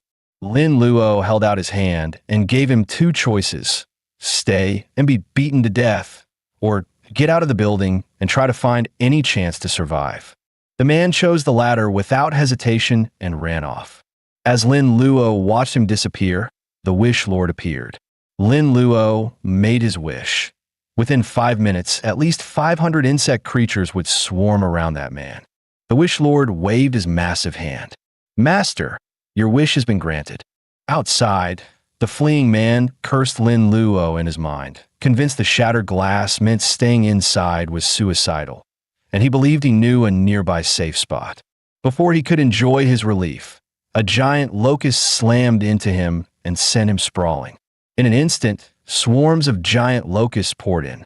Within 2 or 3 seconds, the man was reduced to a desiccated corpse eaten by the insects. Back inside the building, Lin Luo gently stroked Sister Wen's back and murmured, "It's okay now." Sister Wen looked up, confusion in her eyes, and asked, "Why did you let him go?" Lin Luo's reply was cold and uncompromising. Whoever harmed the people he cared about would only begin to atone if they died beneath the fangs of countless insects, even though it would repay only 1% of their crimes. Hearing that, Sister Wen finally let a small, relieved smile surface. At that moment, Kagaya popped up and cocked her head. "Master, will she be the one who becomes your girlfriend?" Lin Luo quickly cut Kagaya off, signaling her to stop talking. Kagaya immediately pressed the point like a divine wingman. "Stop denying it. You literally said she's important to you. Don't you like her, Master?" Lin Luo found himself wrestling with whether to give a straight answer. He knew the truth. His current strength wasn't yet enough to guard her every moment. Luckily, Wen, who had fainted earlier, came to at exactly the right moment, resolving his awkwardness. Sister Wen beamed and hugged Wen tight. Lin Luo stepped forward toward the two of them, but Wen, still shaken, misread him and froze, treating him like someone with bad intentions. Sister Wen hurried to calm her, then explained exactly what had happened before Wen passed out. After hearing it, Wen stole a glance at Lin Luo and couldn't help but gush inwardly. "That boy's so handsome." Lin Luo warned them not to linger. He'd broken the glass when he entered, and more insects would soon pour in through the doorway. Before long, Lin Luo escorted Sister Wen back to her home. When Aunt Lee opened the door, Sister Wen, still trembling from the ordeal, flung herself in her mother's arms, and her tears glittered like tiny stars. They went into the living room, and Aunt Lee placed a cup of coffee on the table, thanking Lin Luo for bringing her daughter back safely. Sister Wen asked about her father. Aunt Lee explained that he worked in a government office and had been asked to remain at his post awaiting orders. Lin Luo fell quiet, thinking, in his memory, Uncle Wen worked at the Hangsheng Administrative Center, the building with open, exposed entrances. Given the insects' phototropic instincts, they could easily swarm through such an entryway. With that resolve, Lin Luo told Aunt Lee he would head to the office right away to bring Uncle Wen back, but the mother and daughter protested, pleading with him not to take the risk. The outside world was far too dangerous. Lin Luo wore a resolute expression and said, "Don't worry, I'll get Uncle Wen back safe and sound." He soon arrived at the administrative center. The purple slime, streaking its facade, made clear this place had already been hit by the insect swarms. While he surveyed the scene, a fierce aura of pressure made Lin Luo's spine chill. He instantly went on full alert. Ordinary creatures in the insect plague rarely topped level 20. They wouldn't radiate this kind of oppression. Then, with a thunderous blast, the far side of the building exploded open. Standing that close, Lin Luo froze at the sight. Why would a higher-tier monster, a wormhole guardian, appear now? Normally, the so-called insect tier creatures hovered around level 20, but where a wormhole opens, guardians of far greater level emerge. Only by slaying a wormhole guardian could the afflicted zone be cleared. Before the chaos of the previous timeline, the authorities had offered rich bounties to encourage Awaken to join the wormhole hunts. This guardian before him looked to be at least level 30. Encountering one here was either a stroke of terrible luck or some twisted fate. Even with 3 powerful stands at his command, Lin Luo needed time to prepare. His top priority remained finding Uncle Wen. Almost at the same moment, Uncle Wen and a colleague inside the building were being frantically chased by a monster. Fortunately, they barreled into an office and slammed the door. Uncle Wen quickly shut it tight, then shouted for Lao Gu to drag a cabinet across to barricade the entrance. If the creature broke through, both of them would be doomed. Even so, the steel office door was already warping under the monster's relentless blows. 876. The suffocating fear of death had both men trembling, barely remembering to breathe. The next instant, the glass wall shattered with a sharp crack. Lao Gu snapped back to his senses, about to ask if the creature outside had finally gone. Instead, a familiar voice called from the hallway, asking if Uncle Wen was inside. Gathering their courage, the two men opened the door, and there was Lin Luo, waving at them casually, the slain creature pinned under his boot. Meanwhile, Yu Taijia and his party arrived at the forest sanctuary instance. But at the entrance, they froze. A notice flashed. Player Black Emperor has cleared the dungeon in 1 hour 52 minutes. Instance will refresh in 18 hours. Yu Taijia clenched his teeth in fury.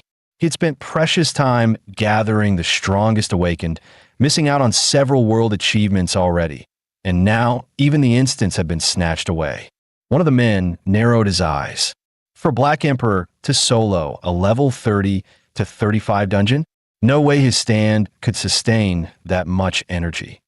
Yu Taijia's face darkened. This instance allows shortcuts. If you help the NPCs at the right time, you can slip through.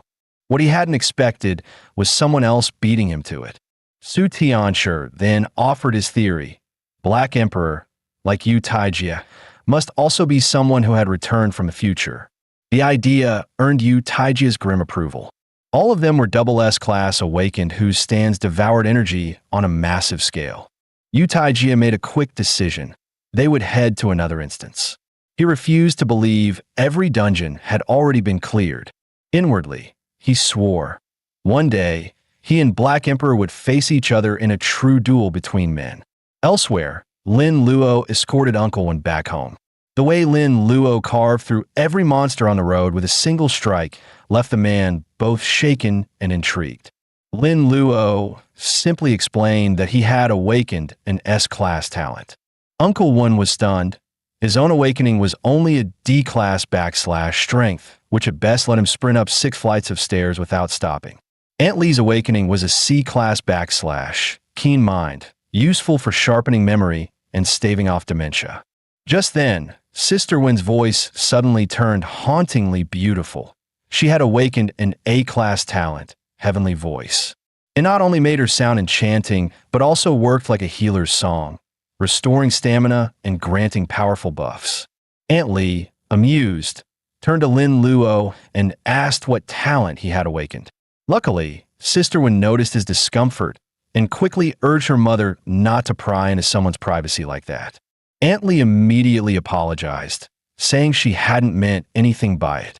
Lin Luo shook his head lightly and replied that his talent was called Judgment of Justice, a power built for overwhelming offense. At that, Sister Wen's eyes lit up. She praised him and asked if he could take her dungeon raiding sometime. Lin Luo agreed without hesitation.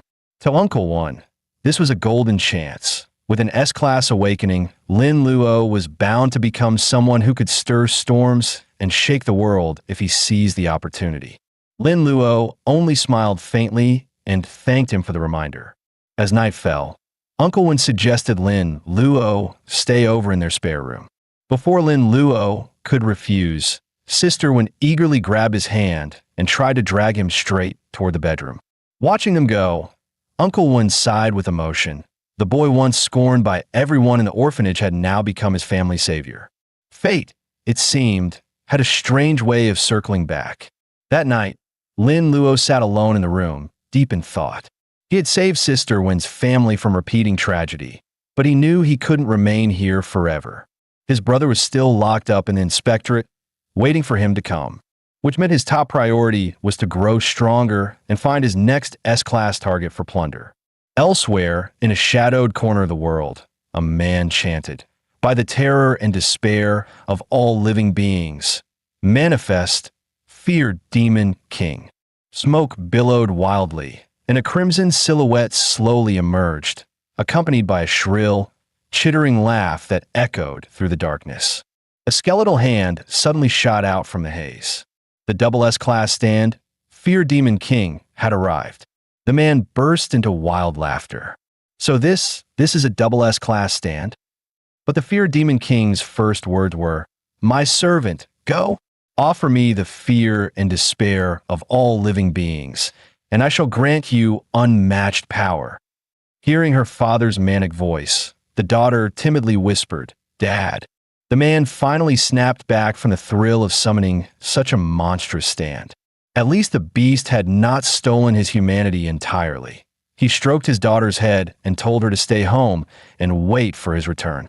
Yet behind him, the Fear Demon King cackled with its eerie jeh, sending the girl trembling once again. She curled into a corner, too terrified to move. Out on the streets, the man was practically trembling with excitement. The double S-class stand's power was overwhelming. Monsters that crossed their path were crushed like ants, slaughtered in seconds even across tiers. In just 2.5 hours, the man's level skyrocketed to 8. With such strength at his command, he no longer feared ridicule. He swore he would make the woman who abandoned him live to regret her choice. Then the Fear Demon King's voice thundered once more. "My servant, the fear of beasts is nothing. Barely a morsel for me. True, boundless power can only be forged from the fear of human souls. That is the sweetest nourishment of all." The man hesitated at first, sickened by the thought of killing. But the Demon King's whispers gnawed at his mind, eroding his will. At last, hunger for power consumed him. He flipped the roles entirely, now calling the Fear Demon King his master. Meanwhile, I set one foot on the wall. Of the 15 officers of the Coffin of Smiles, Lu Ming and Zhou Yu had already fallen by my hand. The 2 remaining S-Class Awakeners were Hu Jinming and Bo Tao. So the Wish Lord locked onto the 2 targets for Lin Luo. As its power activated, a voice echoed, "Master, your wish has been granted." Now there was only one task left. Seize his 5th S-Class stand as fast as possible. With the direction set, he launched off the rooftop. Whoosh, the hunt began. Moments later, the Fear Demon King shattered a door with a single punch. A man shielded his wife and infant, staring in terror at the intruder. Hu Jinming asked if simply frightening them would generate the fear it needed. But the father, desperate to protect his family, grabbed a weapon and charged without hesitation. In the next instant, he was run through by the Demon King. Hu Jinming watched in horror as his own stand savored the kill, licking its fingers with twisted delight. A cold dread gripped him. What kind of monster had he unleashed? The Demon King was already feeding on the man's soul energy. Finding it far too little, its gaze slid to the woman clutching the child. As it moved to strike, Hu Jinming stepped in front of her, shouting that he summoned it to farm monsters for levels, not to slaughter humans. Before he finished, the Demon King slammed him to the floor. Born from his craving for the despair and fear of all beings, it was a true calamity-level stand. It sneered, ordering him to drop the facade of mercy and serve obediently. Once it had its fun, power would follow. A sickly green flare burst. The Demon King warped his mind again, commanding him to kill the woman himself. A flicker of reason still lingered within Hu Jinming. But the Demon King had no intention of yielding control. As that green energy flooded into him, the last shred of kindness vanished, replaced by bottomless malice. Hu Jinming slowly picked up the dagger from the floor. In the next heartbeat, he aimed the blade at mother and child, even as the woman pleaded for her infant's life. All she met was his crazed lunge. And at that very moment, Lin Luo vaulted into the room. The sight before Lin Luo jolted his spirit awake. Hu Jinming's face was twisted into something monstrous, and at his feet lay the corpse of the woman.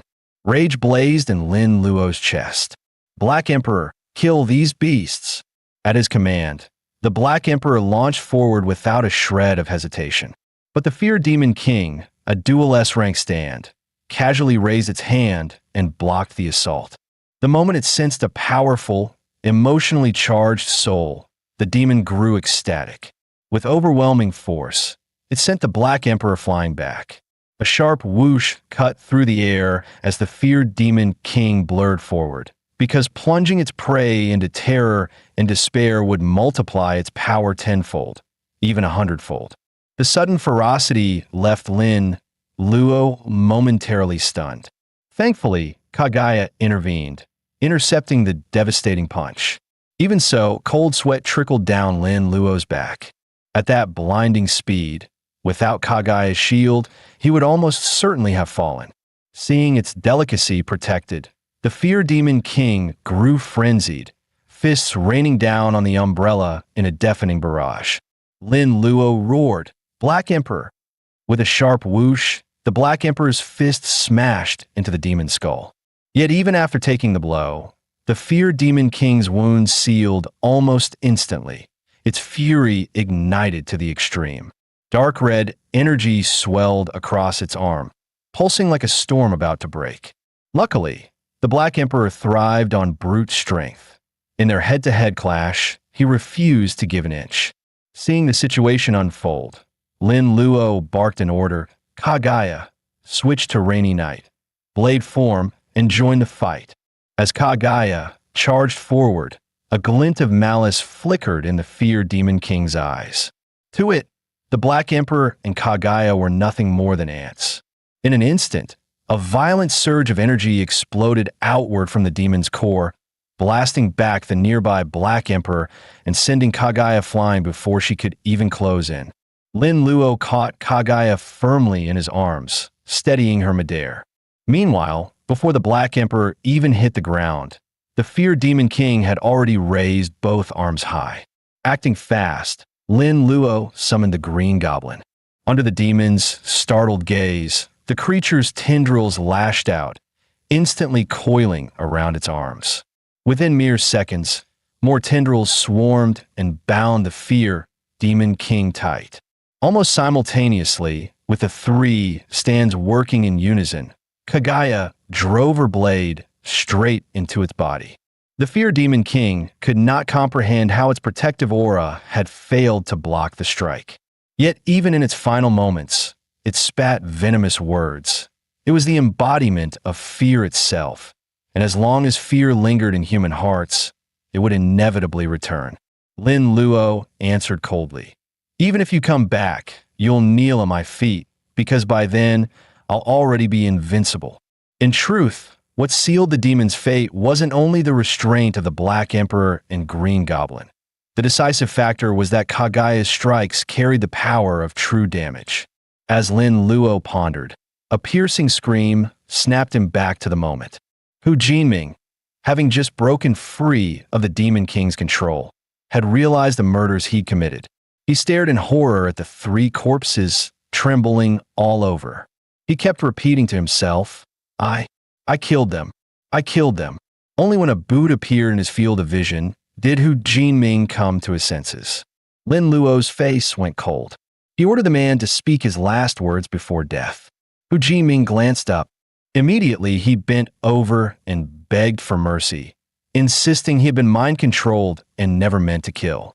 Lin Luo did not relent. Killing must be paid for by blood, and as long as Hu Jinming lived, the Fear Demon King might return to wreak havoc again. The man froze, then seemed to steel himself. He accepted Lin Luo's verdict. One final request followed. Would Lin Luo lie to his daughter, tell her father had gone far away and would not return for a very long time? After Hu Jinming finished his last words, Lin Luo wasted no time. He drove the blade through the man. As he did, Lin Luo murmured, "Don't worry. I will look after your daughter until she grows up." Tears in his eyes, the man whispered, "Thank you." With Hu Jinming's life extinguished, a system notification appeared before Lin Luo. Choose one attribute to plunder. Target stats, talent effect, skill effect, or soul power. Lin Luo realized that choosing soul power could advance one of his S-class talents into a double S-class. But after remembering the Fear Demon King's terrifying strength, he felt that hesitating even a second would be a sign of disrespect.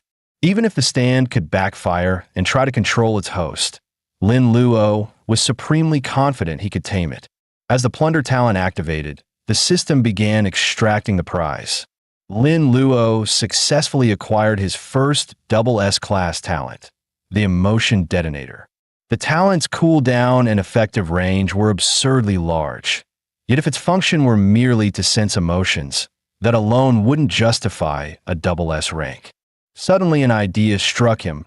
Perhaps this talent could, like Rainy Night, grant additional attributes to a stand. He barked, "Come forth, my stand." In an instant, smoke swirled across the sky and lightning cracked. To Lin Luo's surprise, an egg materialized before him. He froze, blurting out, "What the hell is this? Where's my demon?" With that question in mind, he opened the new stand's attribute panel. The entry read, "The stand is named Fetal Stir. It requires the host to select a specific emotion within a 300,000-meter radius for the stand to absorb as nourishment before it can be born." In other words, the stand has no fixed abilities or form. Its nature is determined by the host's later choices. With that in mind, Lin Luo decided to first test the emotion sensing effect. In an instant, complaints about life, terror at the disaster, and worries for loved ones flooded Lin Luo's mind. In barely 2.5 seconds, his mental resilience teetered on the brink of collapse. Thankfully, the emotion sensing skill lasted only 5 seconds. Still, the sheer volume of data collected in those 5 seconds would be overwhelming for anyone but a mage with extraordinary mental fortitude. The whole city lay shrouded in white mist. The insect swarms that fed on humans had saturated the area with palpable fear. Hu Jinming had likely chosen fear as the fetal stir's nourishment, hence the birth of that uncontrollable Fear Demon King. For now, Lin Luo needed to wait for the skill's cooldown and run the test several more times to select the right emotion. After reaching that conclusion, he summoned the Wish Lord and ordered it to lock onto Hu Jinming's daughter, Hu Xinyue. Some time later, Hu Xinyue still sat at home, waiting for her father to return. A sudden ring of the doorbell drew her attention. She heard someone outside claiming to be her father's friend. The door creaked open, and there stood Lin Luo. They moved to the dining room, and Hu Xinyue anxiously asked when her father would be back. Lin Luo recited the dying man's lie and promised he would take care of the girl's daily life. Far from suspicious, Hu Xinyue, whose emotion-sensing gift let her read the pure kindness in Lin Luo, was convinced he was genuinely good. It turned out her talent let her probe the emotional core of others. So she believed Lin Luo and her father must have been close friends. Feeling some pity for Hu Jinming, Lin Luo decided he would find a kind family to adopt her once the white mist cleared. The world was in chaos. Tragedies like Hu Jinming's were neither the first nor the last. In such times, worldly conventions mattered little. Right and wrong, justice and injustice, were torn to shreds by reality. Lin Luo vowed inwardly. He would become the ruler of the future, and those who stood in his way would become bones beneath his feet. His immediate objective was clear: take down the Wormhole Guardian. The creature's size rivaled an entire apartment block. It was a dreadfully imposing presence. Though labeled a level 34 rank monster, its stats eclipsed those of the level 35 Plunder Lord by orders of magnitude. Its two skills, Parasitic Legion and Royal Worm's Roar, could summon hordes of insects, a merciless sea of bugs tactic. Fortunately, aside from size and summoning power, the Void King Worm had no particular standouts, making its bloated stats the perfect target for the Black Emperor's plunder and seize. Lin Luo waved his hand. "Go, Black Emperor. Kagaya. The new talent I just seized is a growth type. Whether hatches faster is up to you." Both stands answered in unison. "As you command, mighty master." The Black Emperor immediately unleashed its plunder and seize. But to Lin Luo's surprise, the system chimed. "The Wormhole Guardian's body is coded in extra-dimensional power. Your stand's ability is about to fail. The Void King Worm roared, a deafening cry, as a crimson pillar of light shot skyward. Strange whispers suddenly echoed in Lin Luo's ears. In an instant, countless dimensional insects swarmed toward him like a living tide. Meanwhile, Yu Taijie and his party arrived at Lingyin Temple, high among the clouds. According to his memories from a past life, the Wormhole Guardian's first appearance was right here. If they could slay it, not only would the city's crisis ease, but they would also hit the requirement for second transfer faster than anyone else. Hearing this, Lu Tianshi suggested that before finding the Guardian, they should pick a captain from among the five to coordinate the fight. After all, in the entire Hangxing region, no stronger awakeners existed. Yu Taijie immediately saw through him. Lu Tianshi wanted the leader's seat. With his power, he could easily crush anyone here except Yu Taijie himself. But Yu Taijie countered, saying that although this team gathered the highest talents, the so-called Black Emperor had a head start. He might not be weaker than anyone present. For now, what mattered most was using his past life memory to level up as fast as possible. Lu Tianshi bristled, dismissing the Black Emperor as nothing. No matter how strong that man was, he could never surpass him and Yu Taijie, both wielders of Triple S talents. He went further, claiming Yu Taijie was overreacting and boasted he would kill the Black Emperor himself, regaining the lost power for Yu Taijie. Yu Taijie's face turned cold. No need. I'll reclaim what I've lost with my own hands. But Lu Tianshi's eyes lit up. To him, if he killed the Black Emperor, he could seize Yu Taijie's power for himself. Then Yu Taijie, stripped of his peak state, would be nothing more than a pawn in his hands. Yu Taijie then ordered their new member, Hawkeye, to scan the area. Hawkeye unleashed his ability to the fullest. The results stunned the group. Within 10 kilometers, the strongest life form was only a level 7 giant scythe mantis. Complaints erupted, but Yu Taijie quickly realized the truth. Because the plague disaster broke out early, the extra-dimensional wormhole had shifted its location. Meanwhile, Lin Luo was surrounded by endless swarms.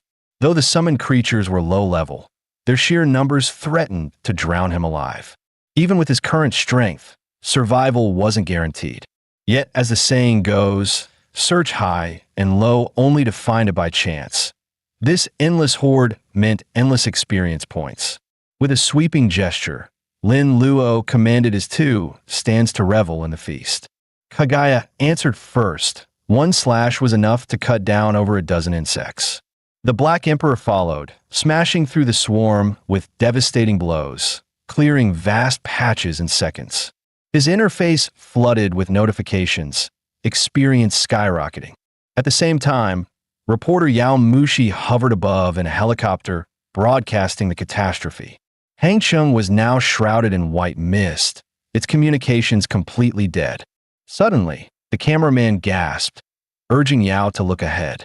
Zooming in, the lens revealed a colossal monster rising from the clouds, and atop its body, a lone figure was locked in battle.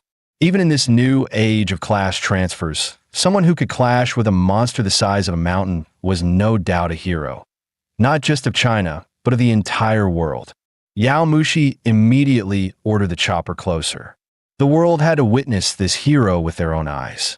But the swarm was overwhelming. Lin Luo himself was gasping for breath. Even the Black Emperor and Kagaya were nearly drained of their energy.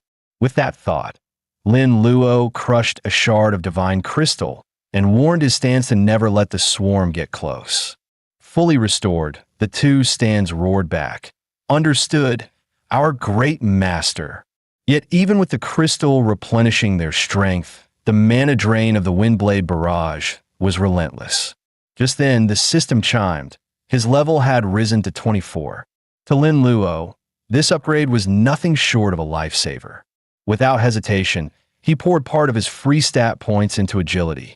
The rest went straight into raising 10,000 swords returned to level 5. At once, the skill's mana cost dropped sharply, and the number of wind blades per second surged from 3 to 7. Even his inherited dungeon power climbed to 67%. With these boosts, Lin Luo finally had the confidence to clash head-on with the monster. He shouted, "Black Emperor, Kagaya, crush them all." In that instant, every insect blocking his path was annihilated. His target, none other than the Rift Guardian, the Void King Worm. The colossal creature loomed before him like a mountain come to life. But now, Lin Luo's eyes held not a trace of fear. In the next breath, he unleashed the Storm Swordsman's Windblade barrage at full power. At the same time, he ordered Black Emperor and Kagaya not to worry about his safety, only to strike with everything they had. Then, the Wishing Lord was summoned. "Wishing Lord, I wish that no insect can come within 1 meter of me." Golden light flared as the reply came. "Great Master, your wish has been granted." Lin Luo crushed a berserk crystal, boosting all his stand's power by 30% for a short time. Almost at the same moment, he shouted, "Come out, Green Goblin." In less than a heartbeat, the nearest insect was skewered clean through by the goblin's writhing tendrils. After Black Emperor and Kagaya landed heavy blows on the Void King Worm, the entire battlefield suddenly shook violently. A surge of energy burst from the worm's back, rippling outward. It was obvious this was one of its ultimate skills, King's Roar. Its health had dropped below 30%. Lin Luo barked, "Black Emperor, Kagaya, keep hitting it. Don't give this beast a chance to breathe."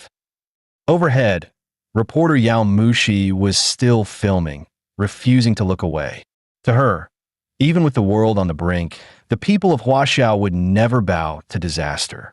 She swore she'd bring this footage back intact, to show everyone that in this age of despair, a lone young man fought on, giving everything for humanity. Down below, the swarm multiplied, pushing Lin Luo's stamina to the breaking point. Yet suddenly, his energy snapped back to full. It was the Wishing Lord quietly activating his power behind him. Lin Luo started to thank him, but the reply was firm, "To ease my master's burden, that is my duty." With buffs stacking on every side, Lin Luo's confidence surged. He roared, "Come on, Void King Worm, it ends here." As he unleashed a furious assault, he summoned Green Goblin once more, its tendrils slamming straight into the worm's head. But that wasn't nearly enough. Lin Luo raised his hand, summoning countless golden blades into the sky. In an instant, the weapons rained down, carrying devastating force. Die 10,000 swords return. The Void King Worm let out a scream that shook the heavens and earth. The scream was so piercing that Yao Mushi on the helicopter had to clamp her hands over her ears. As Lin Luo's arms gathered more and more strength, he roared, "Die, Void King Worm." His strike cleaved through its neck, yet the beast still refused to die. Without hesitation, Lin Luo leapt from the sky. Using sheer momentum, he delivered the finishing blow. At that moment, a global announcement rang out. "Congratulations to player Black Emperor for becoming the first in the world to slay a Wormhole Guardian. Reward: 1 Destiny Roulette 10-pull ticket and 10 Destiny Crystals." On top of that, with all the stacked bonuses, he gained a staggering 43.2 million experience points. His level shot up by 3 in a row. As for the Destiny Crystals, they boosted equipment forging success by 50%, best reserved for top-tier gear. Yao Mushi's face froze in shock. She never imagined that the boy before her was none other than the infamous Black Emperor. Her eyes grew misty with emotion. The legend who had claimed global achievements was, in truth, still so young. Lin Luo lifted his gaze toward the figures hovering in the sky. Seeing that confident smile, Yao Mushi felt her heart stir. She swore that if the chance ever came, she'd interview this young hero herself. Before long, the Void King Worm's massive corpse dissolved into drifting motes of light, fading completely away. With the Wormhole Guardian dead, the swarm vanished along with it. Before long, the suffocating white mist shrouding Hangzhou would also fade away. Black Emperor spoke up, "Master, someone recorded that entire battle on video. Could it cause problems?" Lin Luo replied calmly, telling him not to worry.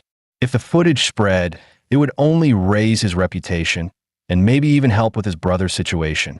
Thinking back on the fight, Lin Luo realized his stock of divine crystals was nearly depleted. It was time to head to the forest sanctuary for supplies. He then made a wish, ordering the Lord of Wishes to open a random portal and, once the dungeon was over, to track Ji Weining's location. Meanwhile, inside a secluded studio, a group of spoiled heirs had gathered in a circle. On the bed lay Ji Weining, dressed in little more than scraps. They had lured her back from overseas, their real intent being to force her into shooting an adult film. At a single word of command, the group tore her clothing apart. Seeing her lie motionless on the floor, one man sneered, praising her acting skills. Their eyes turned hungry with greed. None of them realized that behind one man, a voluptuous and sultry stand had silently appeared. At the same time, Lin Luo, guided by the Lord of Wishes, was already heading toward Ji Weining's location. Yet, doubt not at him. There was no way Ji Weining would willingly be inside such an abandoned factory. The deliberately severed chains only deepened his suspicion. He immediately ordered Black Emperor to take point and open the gate. As the factory doors creaked open, drained corpses came into view, as if some force had sucked them bone dry. To be safe, Lin Luo wished aloud. For the next 30 seconds, no attack can harm me. But the moment the wish was granted, a pink beam of light exploded before his eyes. In the blink of an eye, Lin Luo collapsed backward, his three stands staring in shock. Luckily, Kaguya reacted instantly, appearing right behind Lin Luo. A silver bell laugh rang out as a seductive silhouette slowly emerged from the smoke.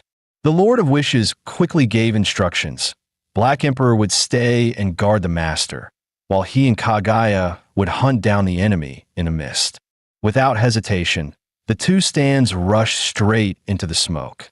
Lin Luo gasped heavily, his consciousness slipping away. When he opened his eyes again, the scene around him had turned into a wedding chamber. On the bedside table sat a photo, his wedding portrait with Sister Wen. Just then, two voices called out. Before him stood Sister Wen in a wedding dress, side by side with Kaguya. The sight alone nearly made Lin Luo's heart stop. Snapping back to his senses, he quickly asked why they were here. Instead of an answer, he was caught in a pincer attack. Kaguya leaned in, whispering she'd help him relax, while Sister Wen teased, "A night of spring is worth 1,000 gold." Meanwhile, in reality, Kaguya's fierce power drove the succubus queen back step by step. The queen couldn't win in a direct clash, but inside this pink illusion, her domain, she took no real damage. Seeing Kaguya halt her assault, the succubus queen mocked her, sneering that she must be too far from her master to keep fighting. Kaguya demanded of the Lord of Wishes. The master clearly made a wish, so why did he still fall unconscious? The Lord of Wishes admitted he was baffled, since the wish had indeed been fulfilled. The succubus queen then revealed the truth. It wasn't an attack at all, but a trick to make one's sweetest fantasies come true, dragging the victim into indulgent dreamscapes. And once a man lost control inside that dream, his fate would be nothing less than death by exhaustion. The Lord of Wishes gave the succubus queen a faint nod of thanks for her explanation. Then he spread his arms wide, unleashing the power of the Book of Wishes, and shouted, "Release my master from this state." A golden light instantly surged into Lin Luo's mind. Within the illusion, Lin Luo snapped awake, realizing it was nothing but a dream. He often fantasized about Sister Wen, but there was no way she would ever act so forward. With a sharp crack, the beautiful illusion shattered like glass. Moments later, Lin Luo's consciousness returned fully to reality. Kaguya rushed to his side, crying out, "Master, you're finally awake. Thank goodness the Lord of Wishes pulled you out of that illusion." The succubus queen was stunned, unable to comprehend how her proud pink mirage could be broken so easily.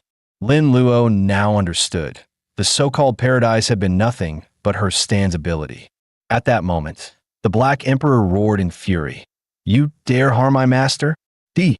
But the succubus queen was an S-rank stand, In the blink of an eye, she slipped out of his attack range. Lin Luo thought grimly. Asterisk that speed, and the fact she caught me even after a wish was granted.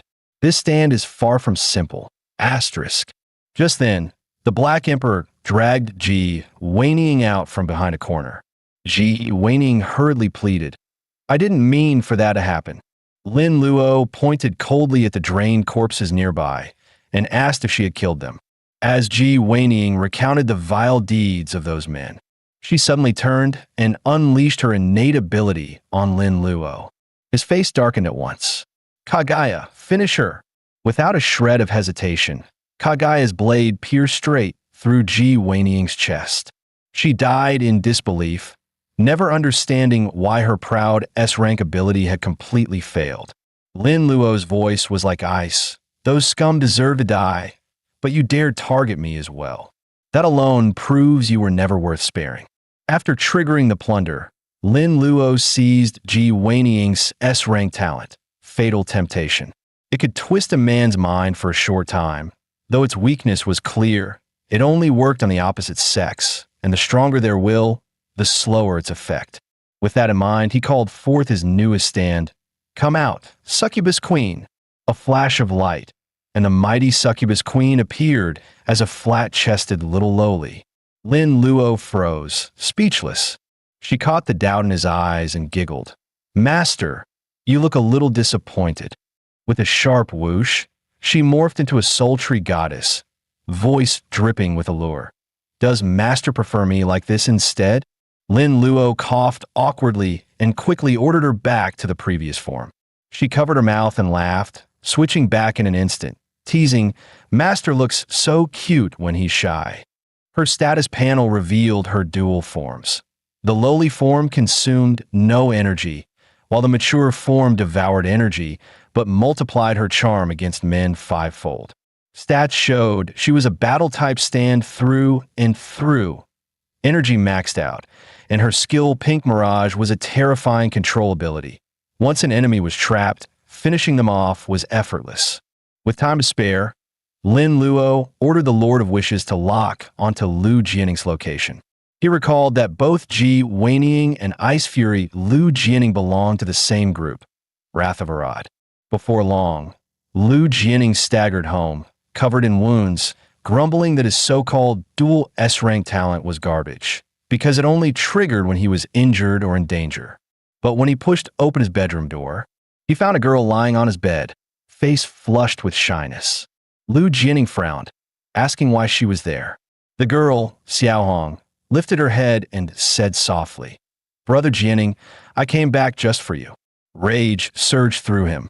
Back then, Xiaohong had clung to a richer man and dumped him without hesitation. But before he could even finish cursing her, Xiaohong suddenly lunged forward, pressing a kiss onto his lips. Xiaohong pulled Lu Jianning onto the bed, whispering, "Brother Jianning, can't you forgive me? Tonight, punish me however you like." Those words ignited him completely. Lu Jianning lost control, shoving her down as his rage turned into burning desire. Watching him sink deeper into the illusion, Lin Luo couldn't help but marvel. The Succubus Queen truly lived up to her name. He hadn't even noticed being trapped in the Pink Mirage. Without hesitation, Lin Luo gave the order, "Heim of the Night, strike!" The blade flashed cold as Heim swung down without mercy. But in the very next instant, Lu Jianning, still in his sleep, caught the edge with his bare hand. The shocking sight left Lin Luo stunned. What the hell? The temperature around them plummeted. Out of nowhere, the dual S-rank stand, Frost Destroyer, materialized. Realizing the danger, Lin Luo barked, "Black Emperor, Green Devil, assist her." Before Black Emperor could even close in, Heim was flung aside with a single strike, smashing hard against the wall.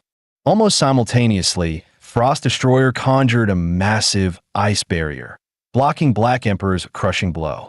But Black Emperor was built for brute force. One savage punch shattered the barrier apart. In that same instant, Frost Destroyer unleashed his skill. Chains of ice shot out faster than the eye could follow. Black Emperor was caught off guard, his limbs bound tight once again. At the same time, Another chain shot straight toward Lin Luo like lightning.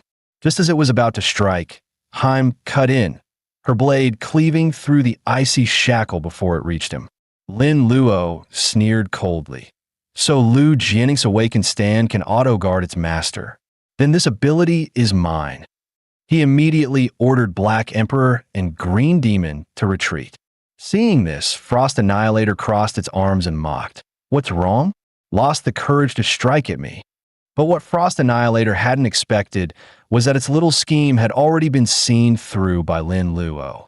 It had planned to remain still, baiting Lin Luo with words until he made a mistake, then killing the human host in one blow.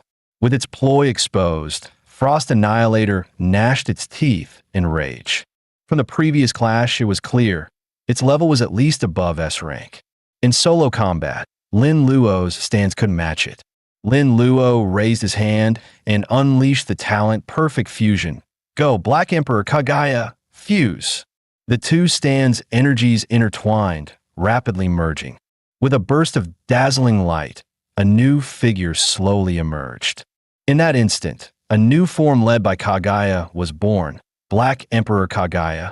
Her level far surpassed S rank, with terrifying strength and agility stats off the charts. Her active skill, Blade of Fury, could, with each strike, randomly steal 3/10 of the enemy's attributes or abilities. Not only that, under this Black Emperor form, every attack she launched dealt 250 true damage. Her passive, Black Emperor Armor, added 6,000 armor points, perfectly patching her natural fragility. While Lin Luo was still thinking, the fused Kagaya had already charged forward. Feeling the crushing pressure, Frost Annihilator decided to hold nothing back and unleashed its skill Frost Fangs at full power. Yet under Black Emperor Kagaya's sweeping strikes, the ice spikes shattered instantly like glass. Realizing its attacks were useless, Frost Annihilator roared and unleashed its trump card, Eternalized Coffin. With a deafening boom, a massive ice coffin burst from the ground, surging straight toward Black Emperor Kagaya with destructive force. As the ice coffin sealed shut, cracks spread across its surface in an instant. Under the stunned gaze of the Frost Destroyer, Kagaya of the Black Emperor burst free, taunting coldly, "Use whatever you've got. Don't waste my time." The Frost Destroyer was so terrified it wet itself, screaming, "Stay away from me." It demanded to know how Kagaya could endure so many frost attacks. Didn't she feel pain? Kagaya replied with icy disdain, "Just a few snowflakes. Where's the pain in that?" In the blink of an eye, she closed in and unleashed the blade that could bury all, the savage raid.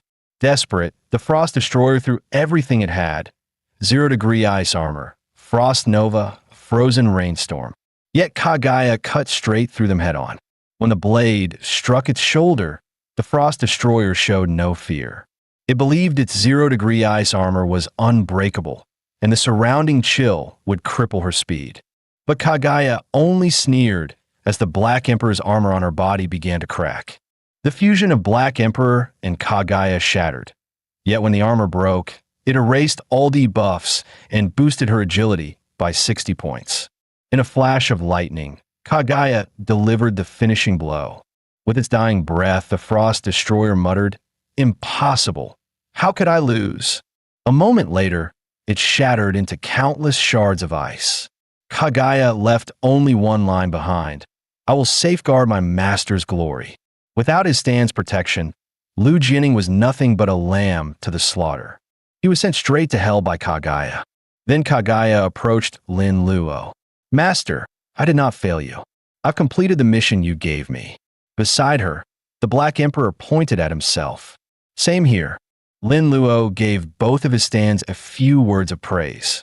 Then, he plundered Lu Jianning's talent for himself. As a surge of power flooded his body, Lin Luo instantly knew this stolen talent had to be above S rank, certain to boost his strength dramatically. He hurriedly pulled up his attribute panel. It displayed a talent called Persona Mask, the ability to summon a guardian spirit through one's own personality and will. Though rated SS rank, it only activated when the host was in mortal danger, and the closer to death, the stronger the guardian would become. The moment he finished reading, Lin Luo nearly lost it. Wasn't this talent basically useless? Refusing to give up, he waved his hand. Come out, guardian spirit. Yet only the sound of crows seemed to echo. No stand appeared, and even the surroundings fell eerily silent.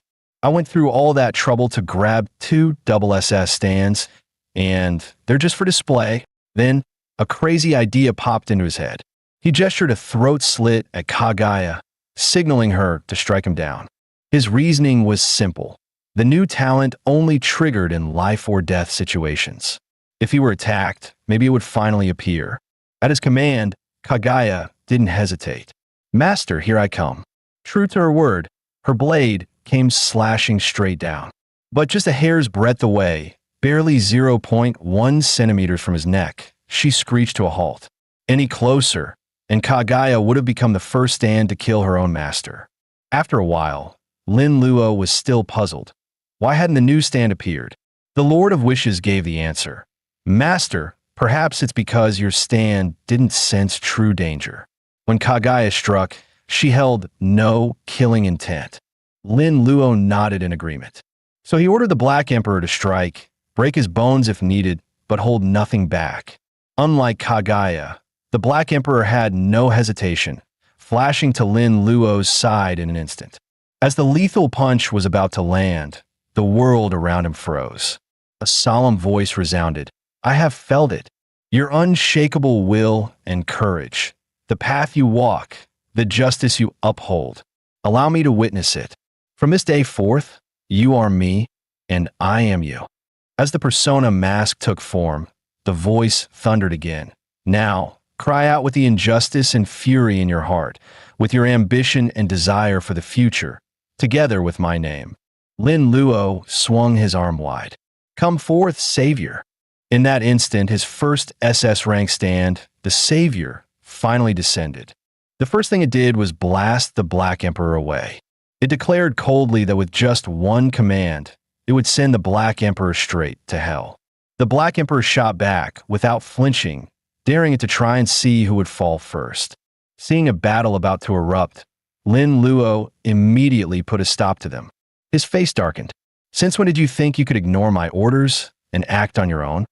The 2 stands quickly repented and apologized for their behavior. Their attitude satisfied him. If it had been the Fear Demon King instead, it would have dragged him straight into the fight.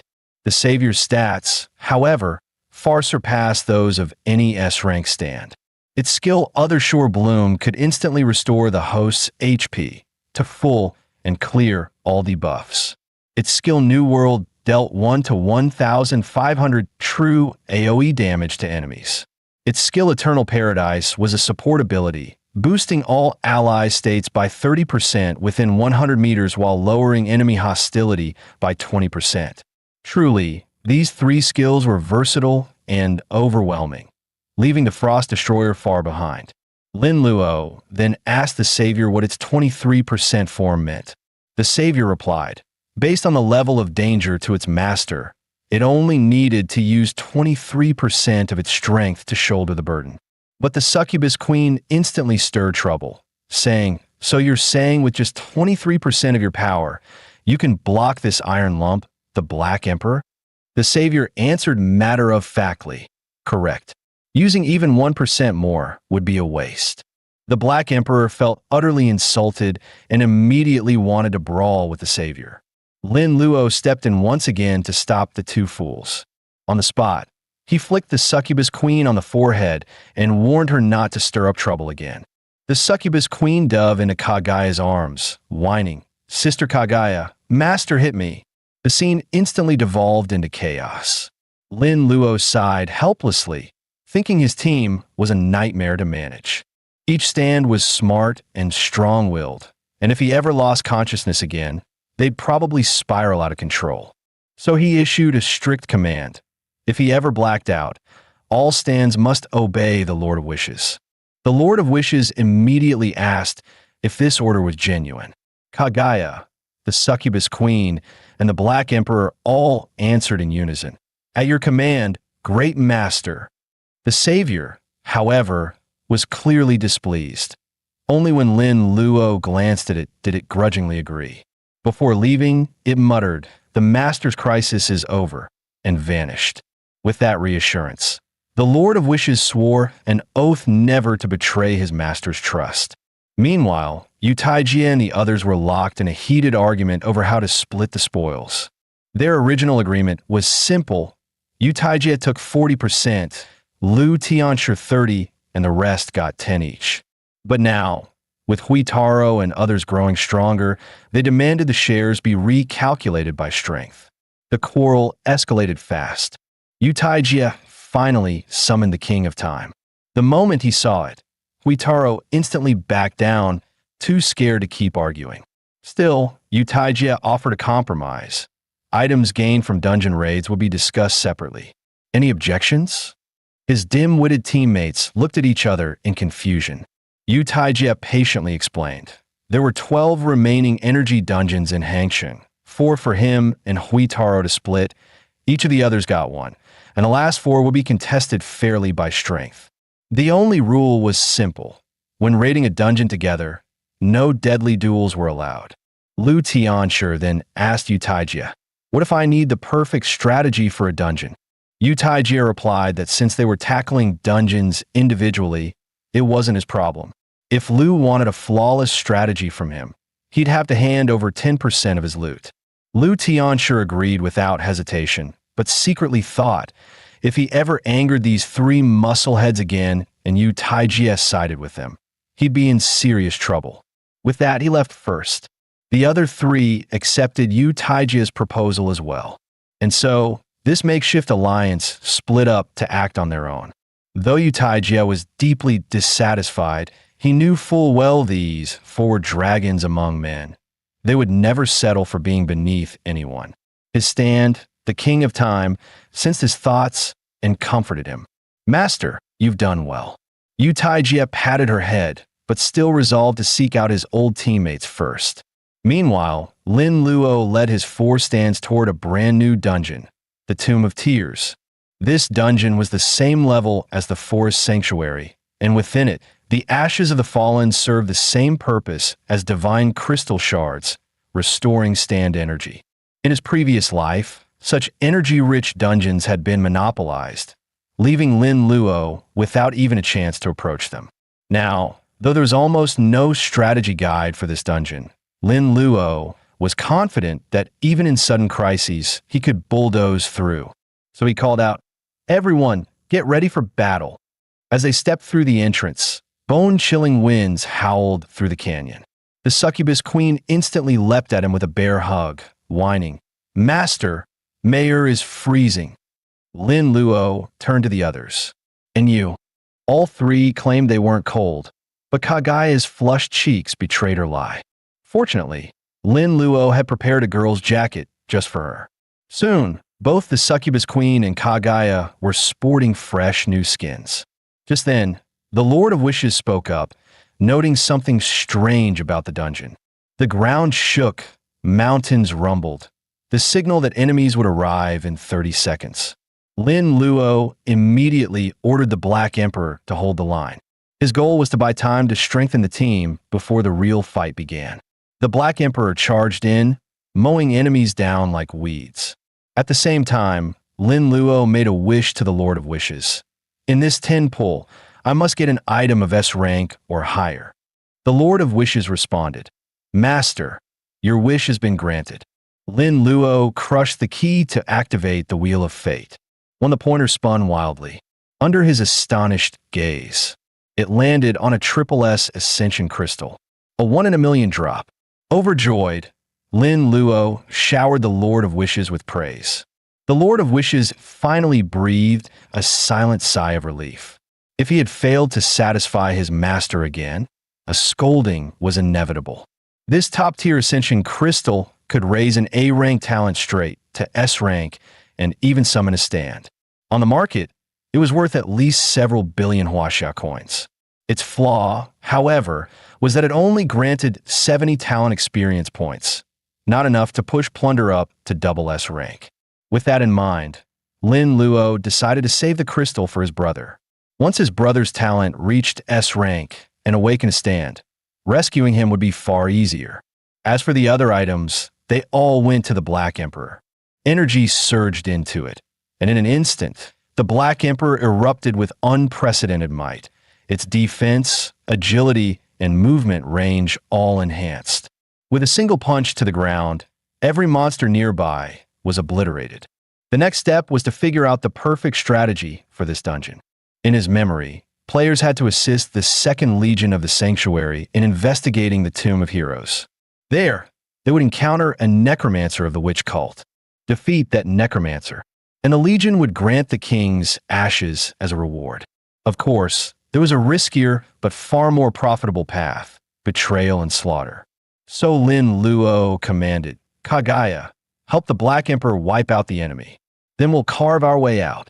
At once, Kagaya joined the battlefield. Lin Luo ordered the Black Emperor to finish the fight at top speed. Little did he know, this massacre was being watched. To the necromancer, these youths were impressive, managing to leave the zone before the mist descended. A woman at his side noted that only one of them was human. The rest were summoned stands. And that lone human seemed to be the so-called child of destiny. Meanwhile, on the other side of the canyon, 100-man squad trudged through the snowstorm. Their commander, Reinhard of the Sanctuary Legion, ordered the troops to accelerate through the King's Gorge. They would crush the witch cult today. Fired up by his command, the soldiers marched with fierce resolve. Just then, two figures appeared in Reinhardt's line of sight. Soon, Lin Luo arrived with the Black Emperor and Kagaya, claiming he had intelligence on the enemy camp. Reinhardt was startled. He could sense that the boy's spirit was anything but ordinary. Even so, he demanded Lin Luo share the intel, promising rewards based on its value. Seizing the moment, Lin Luo claimed the discovery came from his companion, and that she could explain in detail. Kagaya stepped forward quickly. "Commander, the truth is this." Suddenly, her voice cut off, and her gaze turned sharp with killing intent. Reinhardt sensed something was wrong and ordered Kagaya to stay put and deliver her report from where she stood. But in the next instant, a flash of steel gleamed. Kagaya's strike had already landed. She said coldly, "Commander, the truth is my master plans to betray you." Yet Reinhardt was a Legion commander, class NPC.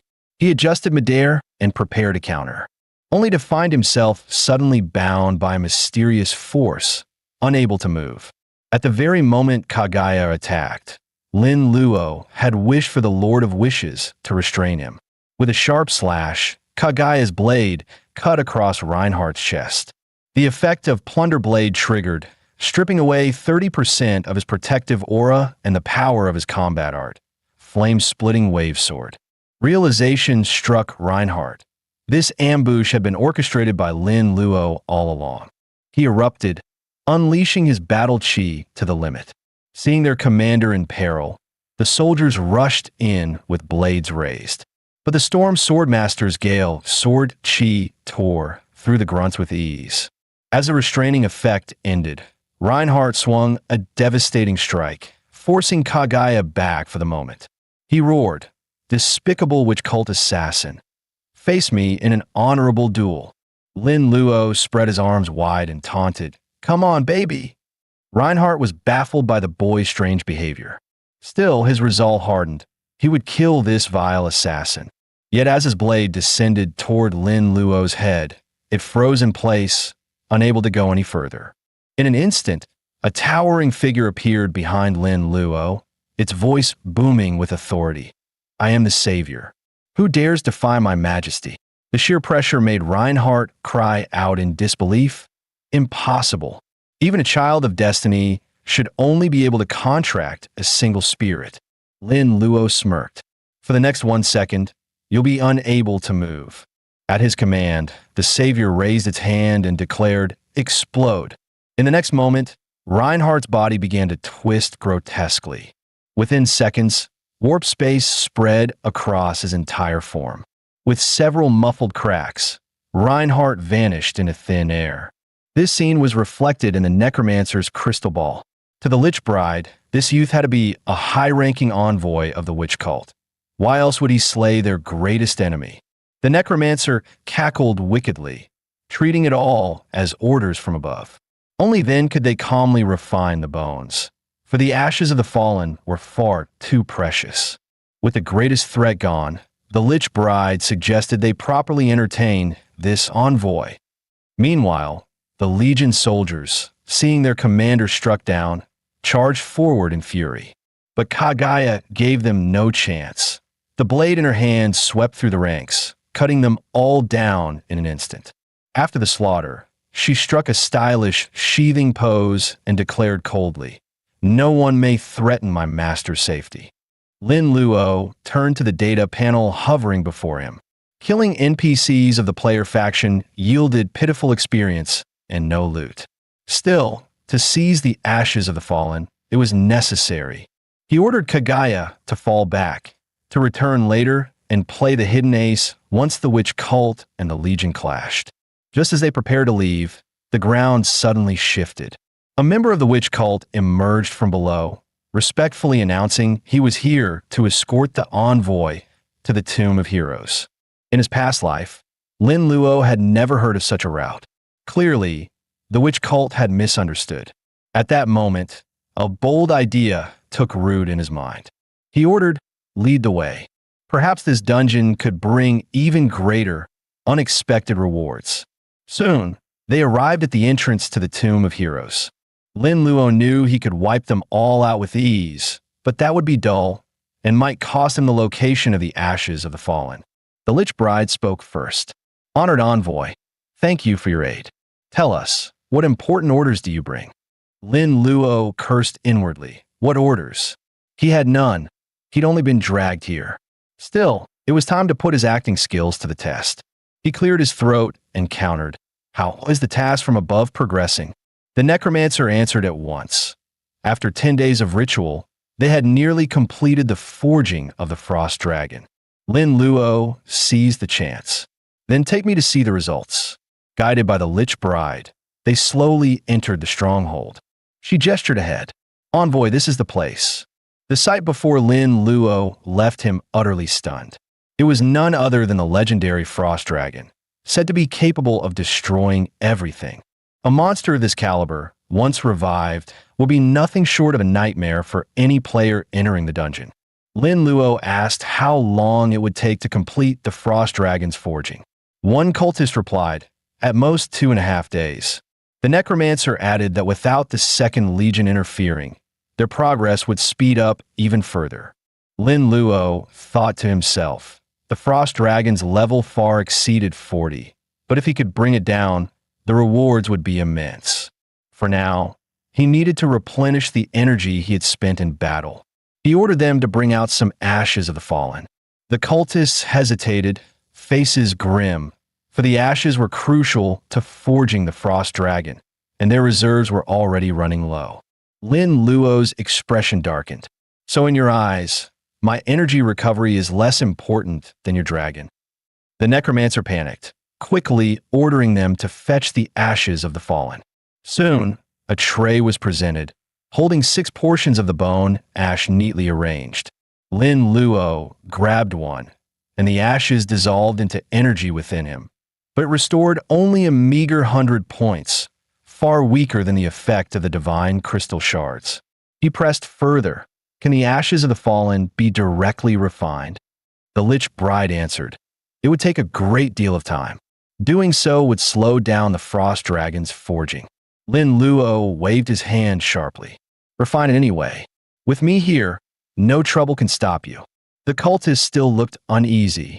Lin Luo unleashed his aura, a crushing pressure filling the chamber. "Are you trying to defy me?" The necromancer immediately cowered, apologizing profusely. He then ordered everyone to put aside their tasks and focus entirely on refining the ashes of the fallen for the envoy.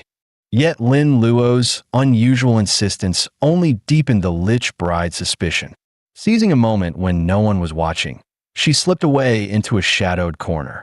Not long after, in a hidden chamber, the Lich Bride activated a magic circle and secretly contacted the cult leader. The Lich Bride asked the high priest whether he had sent a chosen one to help them solve their troubles. The high priest denied it outright. Every chosen one within the cult already had missions of their own. She then revealed the vision within her crystal ball, saying this stranger had helped them defeat the Holy Legion's commander, yet demanded they abandon the Frost Dragon's refinement and instead forge the ashes of the fallen for him. To her surprise, the high priest showed no concern and even ordered them to meet his every demand. The Lich Bride couldn't understand. Why not simply kill this man of unknown origin? The high priest answered calmly. If he killed the Holy Legion's commander, then he is clearly an enemy of the Empire. Such a man is perfect for our witch cult. Meanwhile, on the cult's side, Lin Luo continued urging the disciples to hurry with the refinement. He remembered that although these imperial heroes were long dead, their bodies still carried powerful remnants of energy. With the right methods, that energy could be refined into the ashes of the fallen, restoring his stand strength. Just then, the Lich Bride reappeared before Lin Luo. She leaned in close and whispered, "Who exactly are you, sir? What is your true purpose in infiltrating the witch cult?" Lin Luo countered, "It was you who brought me here. Where does this talk of infiltration come from?" The Lich Bride froze for a moment. He was right. It was their own wishful thinking. She lifted her gown slightly and formally introduced herself, declaring that she was the Lich Bride, under the command of the Witch of Desire. Seeing such courtesy, Lin Luo couldn't remain aloof. He rose and solemnly declared 3 words, "The Black Emperor." Yet, the name Black Emperor stirred no memories in the Lich Bride's mind.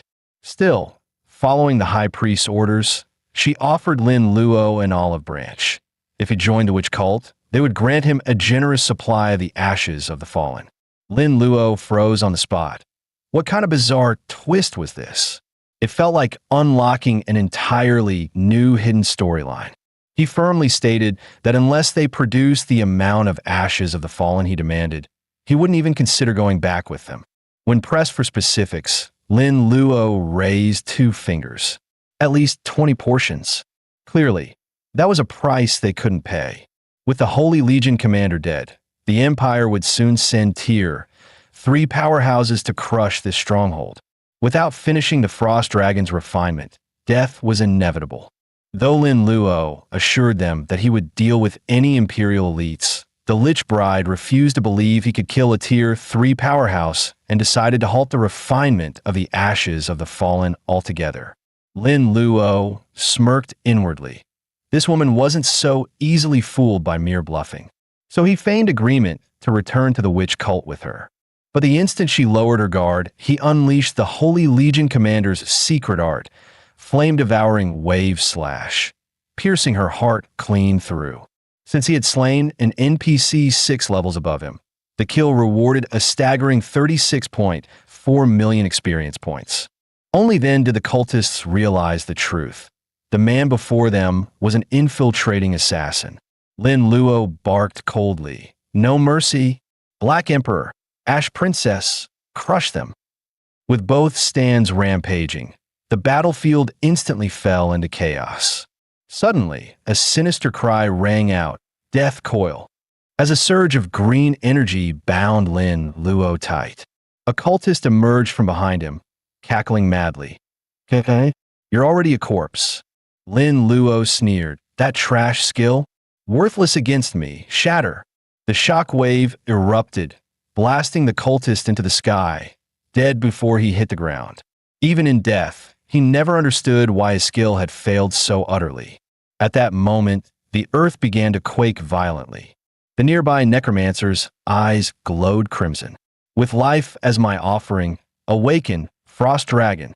Reduce this despicable assassin to dust." In an instant, the colossal Frost Dragon manifested before them. Though lumbering in movement, its raw power was double that of the Black Emperor. Its frost breath dealt 600 to 900 points of magical damage while slowing its targets. Its dragon's roar could terrify the weak-willed, sapping 10% to 20% of their combat strength. Fortunately, the dragon had been forcefully awakened, leaving its attributes incomplete, barely stronger than the ogre warlord. That flaw gave Lin Luo the chance to seize the reward. He immediately commanded. He and the Black Emperor would assault the beast directly, while Kagaya cut down the necromancer. The necromancer scoffed and drove the frost dragon into counterattack. In the next heartbeat, frost breath surged forth, engulfing Lin Luo and the Black Emperor. The Black Emperor instantly stepped forward, shielding Lin Luo. "Master, be careful." Lin Luo unleashed the Storm Swordsman's skill, Gale Sword Aura, shredding the frost breath in an instant. He roared, "What's the use of being big? Watch me shut you up right now." Even as he dealt damage to the frost dragon, he ordered the Black Emperor to strike. The stand moved like lightning, its aura punch hammering the dragon's head with a deafening barrage.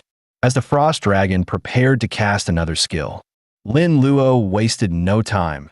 Activating his ultimate, myriad swords converge. The barrage shattered its casting mid-chant.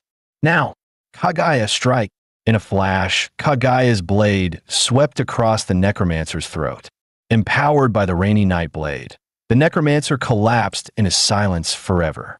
With the culprit eliminated, Lin Luo commanded his stands to focus their assault on the frost dragon. At once, his Gale Sword Aura, the Black Emperor's Aura Punch, and Kagaya's feathered blade crashed in from three directions, delivering the finishing blow. A thunderous crash shook the ground as the colossal beast toppled lifeless. Staring at the frost dragon's corpse, Lin Luo muttered, "What a grind, but for the loot, it's worth it." He then invested his free attribute points into agility and myriad swords converge, pushing his Gale Sword Aura to a whole new tier. If the skill continued evolving to the point of ceaseless sword chi, the energy cost would plummet while attack frequency skyrocketed. With that settled, it was time to claim the spoils. Before long, he discovered something within the dragon's corpse. A sound of ice cracking echoed through the chamber. What emerged was none other than a diamond tier weapon. A prompt chimed, "Congratulations! You have obtained the diamond tier weapon, Heart of Extinction." With over 200 attack power and stacked effects, it was a perfect match for Lin Luo. Its passive, Frost Cleave, lowered enemy agility for 5 seconds after every strike, while its active, Wail of Despair, could briefly halt enemy attacks, a top-tier weapon for anyone under level 30. Yet in Lin Luo's memory, this dungeon should never have dropped such high-grade equipment. It seemed the difficulty had scaled up because Lin Luo wiped out both the Holy Legion and the Witch Cult. Naturally, the rewards had risen as well. Still, he decided to check if there were more treasures. After 2.5 minutes of rummaging, he gathered advanced recovery potions, magic scrolls, and various pieces of equipment. Aside from the Heart of Extinction, the rarest find was the Frost Dragon's Horn, an item that could summon the Frost Dragon itself as a tank. Lin Luo's gaze then shifted to the lifeless Lich Bride.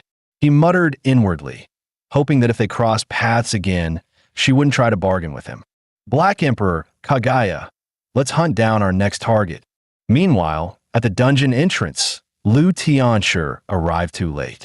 The system panel clearly displayed, player Black Emperor cleared the dungeon 4 hours and 11 minutes ago. Once again thwarted, Lu Tianshi's eyes turned venomous. Black Emperor, since you've delivered yourself to me, today will be your death day. Elsewhere, under the guard of 4 soldiers, a group of survivors huddled inside a tall building. In one corner, Guitao curled up, trembling violently. Days earlier, he had awakened the S-rank talent future simulation, along with its stand, Future Diary. He thought that with the power to foresee the future, he could marry a rich beauty and reach the peak of life. Eagerly, he activated his ability. But when the diary displayed the words, "My name is Bo Tao," the scene that followed was gruesome. He was slaughtered by a strange man and a maid dress girl. At first, he dismissed it as fake. After all, society hadn't completely collapsed yet. But since the diary was his own stand, there was no denying its truth. He quickly demanded the diary simulate another path to survival. In that vision, he denied being Bo Tao. Yet the man still ordered the maid to pierce him through. Desperate, he simulated yet another scenario. This time, he grabbed a kitchen knife and fought back, but still died, his expression eerily peaceful. He tried the last resort, fleeing far away, even escaping all the way to Shanghai. The outcome remained unchanged. In despair, he screamed, "Damn it! Even if I beg for my life, it won't work." But the future diary showed only one inevitable ending: death. Clinging to his last shred of hope, Guotao fled to the Inspector Bureau, a place guarded by armed forces. Yet the future diary revealed the boy would command a swarm of insects to assault the building. This time, he wouldn't die by the maid's blade, but by the fist of a man clad in black armor. Moments later, countless insects swarmed outside the bureau. Guotao instantly understood the man had arrived. He turned his gaze toward the window. On a nearby rooftop, two figures stood watching. "Luckily, I have the Lord of Wishes," Lin Luo thought. "Otherwise, I never would have guessed the last name on my kill list would appear here, of all places." As the target leapt from the windowsill, Lin Luo ordered the Lord of Wishes to redirect the swarm, sparing innocent bystanders. Though Guotao dashed deep into an alley. When cornered, he muttered, "Your stand is even more beautiful than I imagined." Lin Luo, still unsure of his ability, shot back, asking if Guotao had known he was coming all along. Guotao then confessed his power without reservation. To him now, foresight was nothing but a cursed talent, capable of simulating outcomes, but utterly useless in combat. And whatever appeared in the future diary could not be changed. Resigned, Guotao gave up resisting. He no longer cared about the reason or the mastermind behind it. His only wish was to die by the maid's blade. But Lin Luo denied him even that, ordering the Black Emperor to strike. With his final breath, Guotao lamented. He had indeed died under the fist of that armored man. As the Black Emperor ended his life, Lin Luo activated his exclusive ability, Talent Plunder. He obtained his 7th S-rank talent, Future Simulation. The stand ability, Bearer of Futures, could record coming events in the form of diary entries. Its flaw: the further ahead or the more detailed the vision, the greater the energy cost. Exponentially so. After learning its specifics, Lin Luo immediately simulated the next 2 days. Soon, words surfaced across the diary's pages. The moment he read them, he froze in disbelief. The entry claimed he would encounter a man calling himself Lu Tianshi. That man would attack without warning, and neither he nor the Black Emperor could withstand him. In the end, Lin Luo would be struck down by a bolt of thunder. "What is this? I'll die tomorrow afternoon? That's impossible." He recalled Guotao's final words. The content written in the future diary cannot be changed. In his memory, every talent existed to aid its host. Never in his past life had he heard of a so-called cursed talent. There had to be some detail he'd overlooked. After all, he had been reborn with cheats. How could he possibly die here? And the name Lu Tianshi was legendary in his previous life. In a battle where his very life was at stake, there was no way he would rely on the Black Emperor alone. So, he called upon the Lord of Wishes for counsel. Once again, he triggered the simulation through the future diary. The diary revealed that, knowing the future, he summoned 2 stands at once. Lu Tianshi was surprised at first, but after a brief clash, the Lord of Wishes is shattered under the weight of an overreaching wish, and the Black Emperor was crushed beneath his enemy's heel. Though the sequence of events had changed, the outcome remained the same: death beneath thunder. The Lord of Wishes reminded him, "Master, under normal circumstances, each player may only possess 1 talent stand. If you don't summon the others, the future diary will always project events based on common logic." Those words struck him. If he summoned every stand he had, perhaps the future could truly shift. Thus, he unleashed all 5 S-rank stands at once, initiating a new simulation. The future diary activated immediately.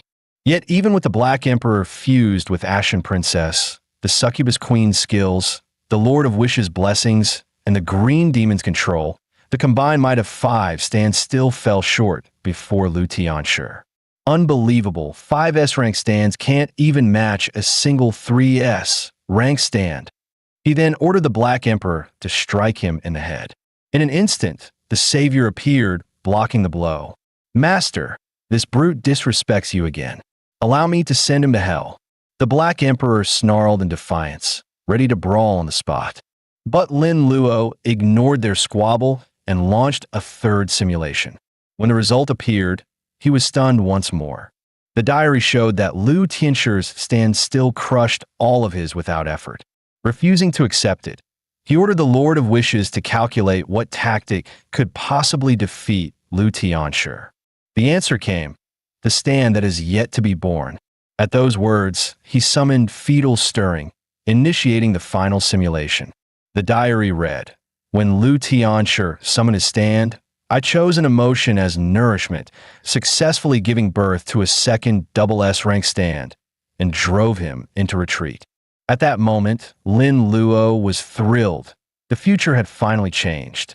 Who would have thought hope lay hidden in this ordinary-looking egg? The problem was, he didn't know which emotion should be chosen as nourishment. With that thought, he asked the Lord of Wishes to give him the answer. But the burden of such a wish was far too great. Forgive me, Master. Forcing this wish would shatter me completely. Lin Luo understood. From the diary's prediction, the gap between S rank and 3S rank was massive, and Lu Tianshir surely had other trump cards. He needed to be fully prepared. His decision was clear: find his brother in prison and raise his talent to S rank first. Meanwhile, atop a watchtower, 2 soldiers were frantically firing at the swarm. Though they cut down wave after wave, the insects poured in endlessly. When their bullets finally ran out, both thought their end had come. In that desperate moment, the Black Emperor smashed through with a single punch, flattening the swarm. Before the soldiers could recover from shock, Lin Luo explained that he was Zhou Shengdong's younger brother and had scheduled the visitation in advance. Soon after, the soldiers escorted him to the designated area, adding that once the visitation was over, the warden wanted to see him.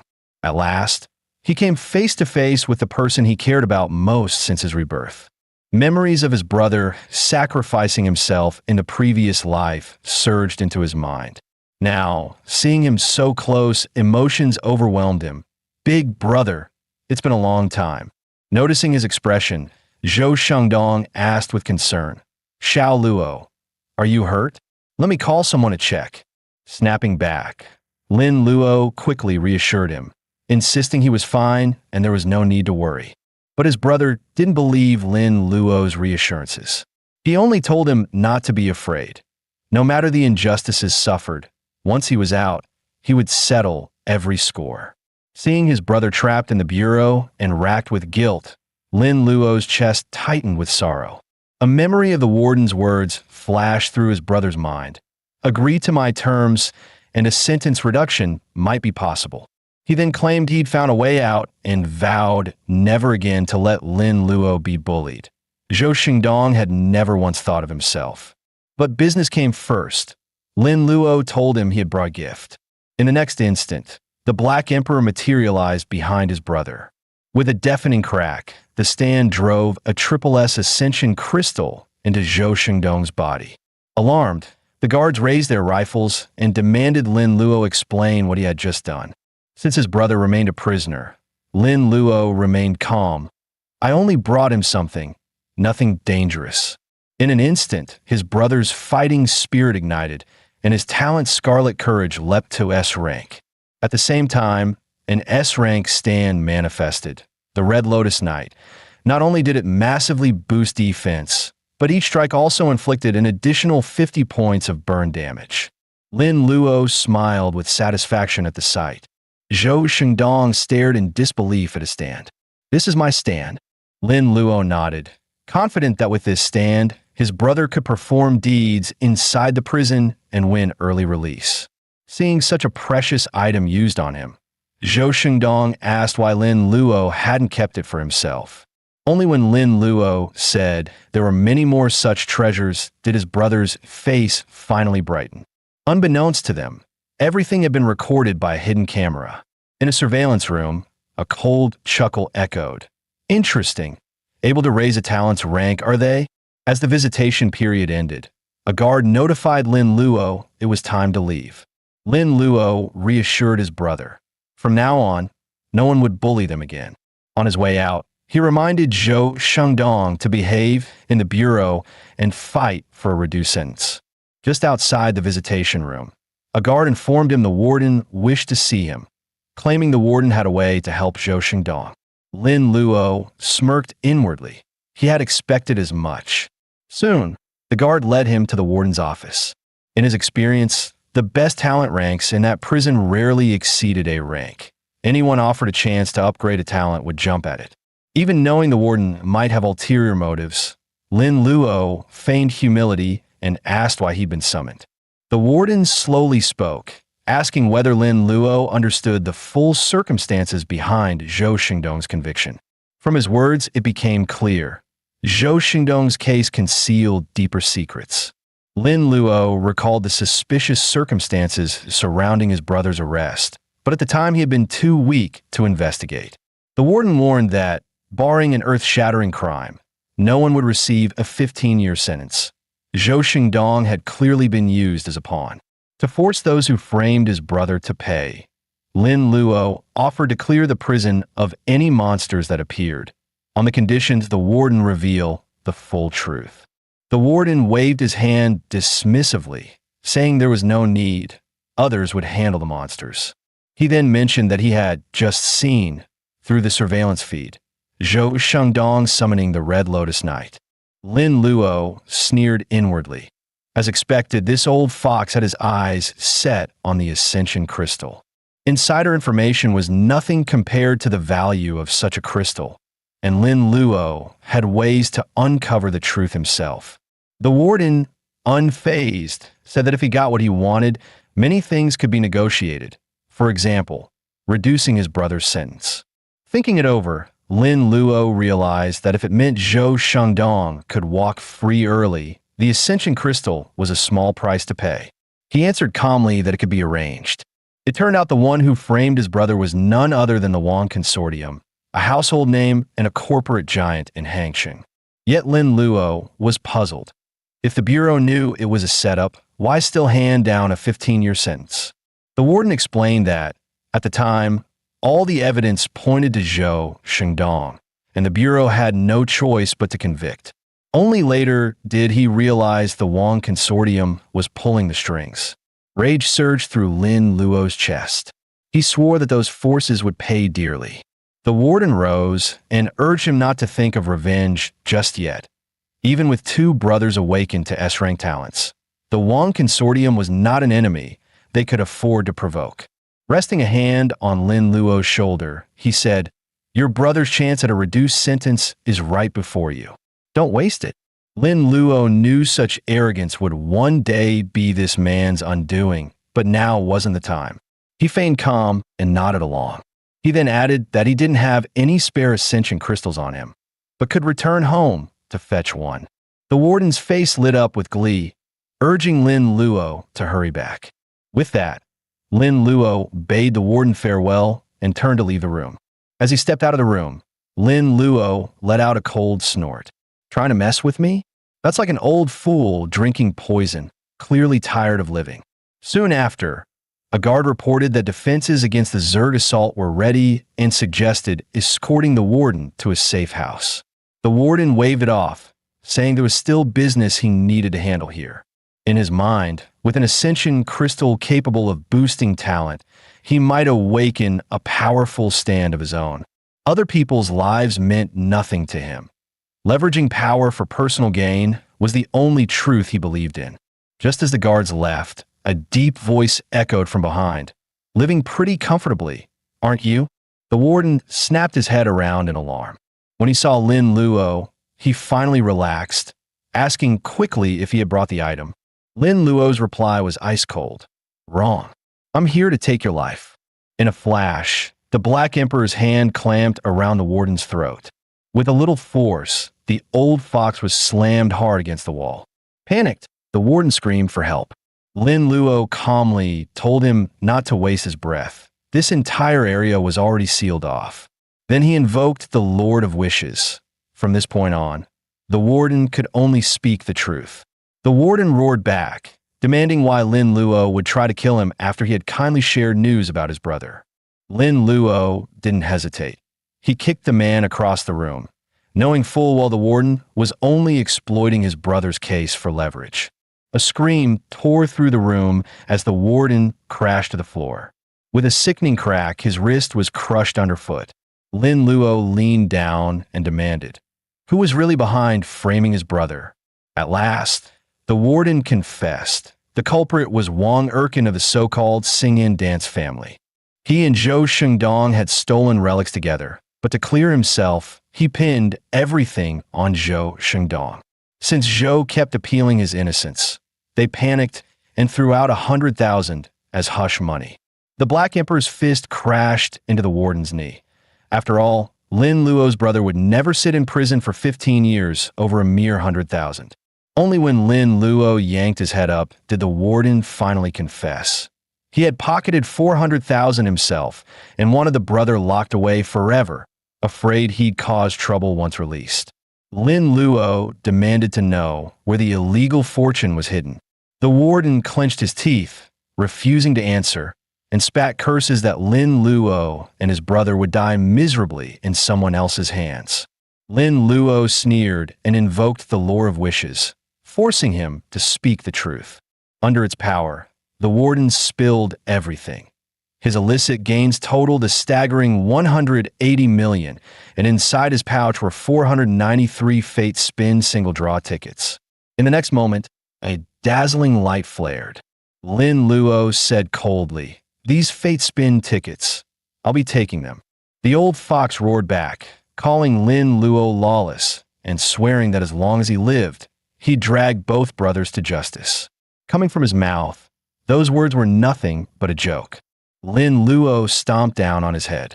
Those Fate Spin tickets were stolen from prisoners through extortion, yet he dared to accuse others of being lawless. Just then, urgent shouts rang out outside. The Zerg had broken through the defenses. Lin Luo told the warden flatly that he wouldn't kill him, but accidents had a way of happening. As he left, he invoked the Lord of Wishes once more. The incoming swarm would prioritize this room first. Immobilized, the warden gnashed his teeth and screamed curses, damning Lin Luo and his brother to an early grave. Meanwhile, chaos erupted outside the inspectorate building. Soldiers fired relentlessly, but one after another fell as the bugs tore through their bodies. The squad leader barked orders, telling everyone to fight while retreating. If they could reach the second floor, they might survive.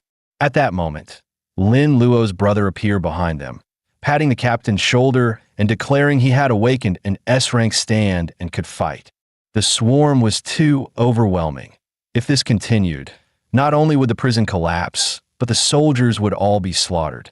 Hearing this, the captain no longer hesitated and promised that reducing casualties would count as a major achievement. He swore he'd report it truthfully, so the brothers' effort would not go unrewarded. In the next instant, the S-rank stand, Crimson Knight, descended onto the battlefield. A bug lunged from behind his brother, and the squad leader shouted, "Watch out!" Yet the Crimson Lotus Knight moved faster than lightning, blocking the strike. A cold gleam flashed in his brother's eyes. Crimson Lotus Knight killed him. In the next instant, the creature was skewered by a single thrust. Watching the knight massacre the swarm, the squad leader's heart trembled like a stormy sea. So this is an S-rank stand? The Black Emperor asked if he should join the fight, but Lin Luo recalled that the squad leader was a righteous man. His brother's merits would never be buried with him around. He remembered how his brother had always borne the darkness to protect him, and he wished his brother could walk free with honor, living openly in the light. As for the shadows ahead, those would be his to shoulder. Suddenly, wild laughter erupted. Let the monsters rampage. The more chaos in this prison, the sooner I'll be free. When Lin Luo snapped back to his senses, the area around him was empty. So he asked the Lord of Wishes for intel. The voice belonged to Gao Qi, and awakened with an S-rank gift. With the answer in hand, He wished for Gao Qi's invisibility to be stripped bare. As the Lord of Wishes unleashed his power, Gao Qi's form slowly appeared, his eyes wide with shock. Only then did Lin Luo speak coldly. "Trying to break out, are you?" Gao Qi finally realized he'd been played from the start. Gao Qi immediately summoned his stand, Violet Shadow Vines, and launched an attack at Lin Luo. Lin Luo merely smiled. Luck was on his side. Another gift had walked to his door. He wondered how this man had evaded the Bureau's scans, tricking everyone into thinking the strongest awaken here was only A rank. Gao Qi wasn't foolish enough to answer. "None of your business," he snapped. "Even if you don't say it, I'll find out," Lin Luo replied. An invisibility gift delivered to him. He'd be rude not to take it. Gao Qi felt it in his bones. This man's power was anything but ordinary. He whipped the violet vines forward to buy time to flee. With a sharp whoosh, the Black Emperor appeared and blocked every strike. Meanwhile, Gao Qi stepped onto the vines, ready to vault over the wall. In his mind, freedom was just one leap away. After all, his gift, Hermit, erased both form and scent.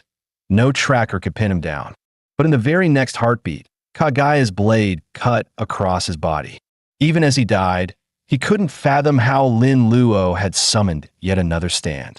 Talent Plunder activated. Lin Luo seized his 9th S-rank gift, Hermit.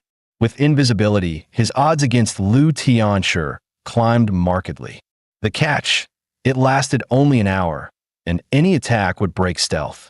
He'd need SS rank to unleash its full force. The Vine skill, Child of the Ninja, let any inanimate object they touched vanish briefly, remaining hidden even while moving. It perfectly patched his reveal on attack weakness. With 200 attack power and countless tendrils, the devastation would be brutal. Just then, a prompt flashed, Talent Plunder disabled.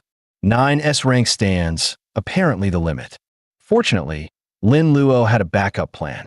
Soon after, he cleared the novice boss, the 3-headed wolf. Adding that fate spin ticket to the 400 plus from the warden, he now had exactly 500. With the Lord of Wishes beside him, he was certain he could push Talent Plunder to SS rank.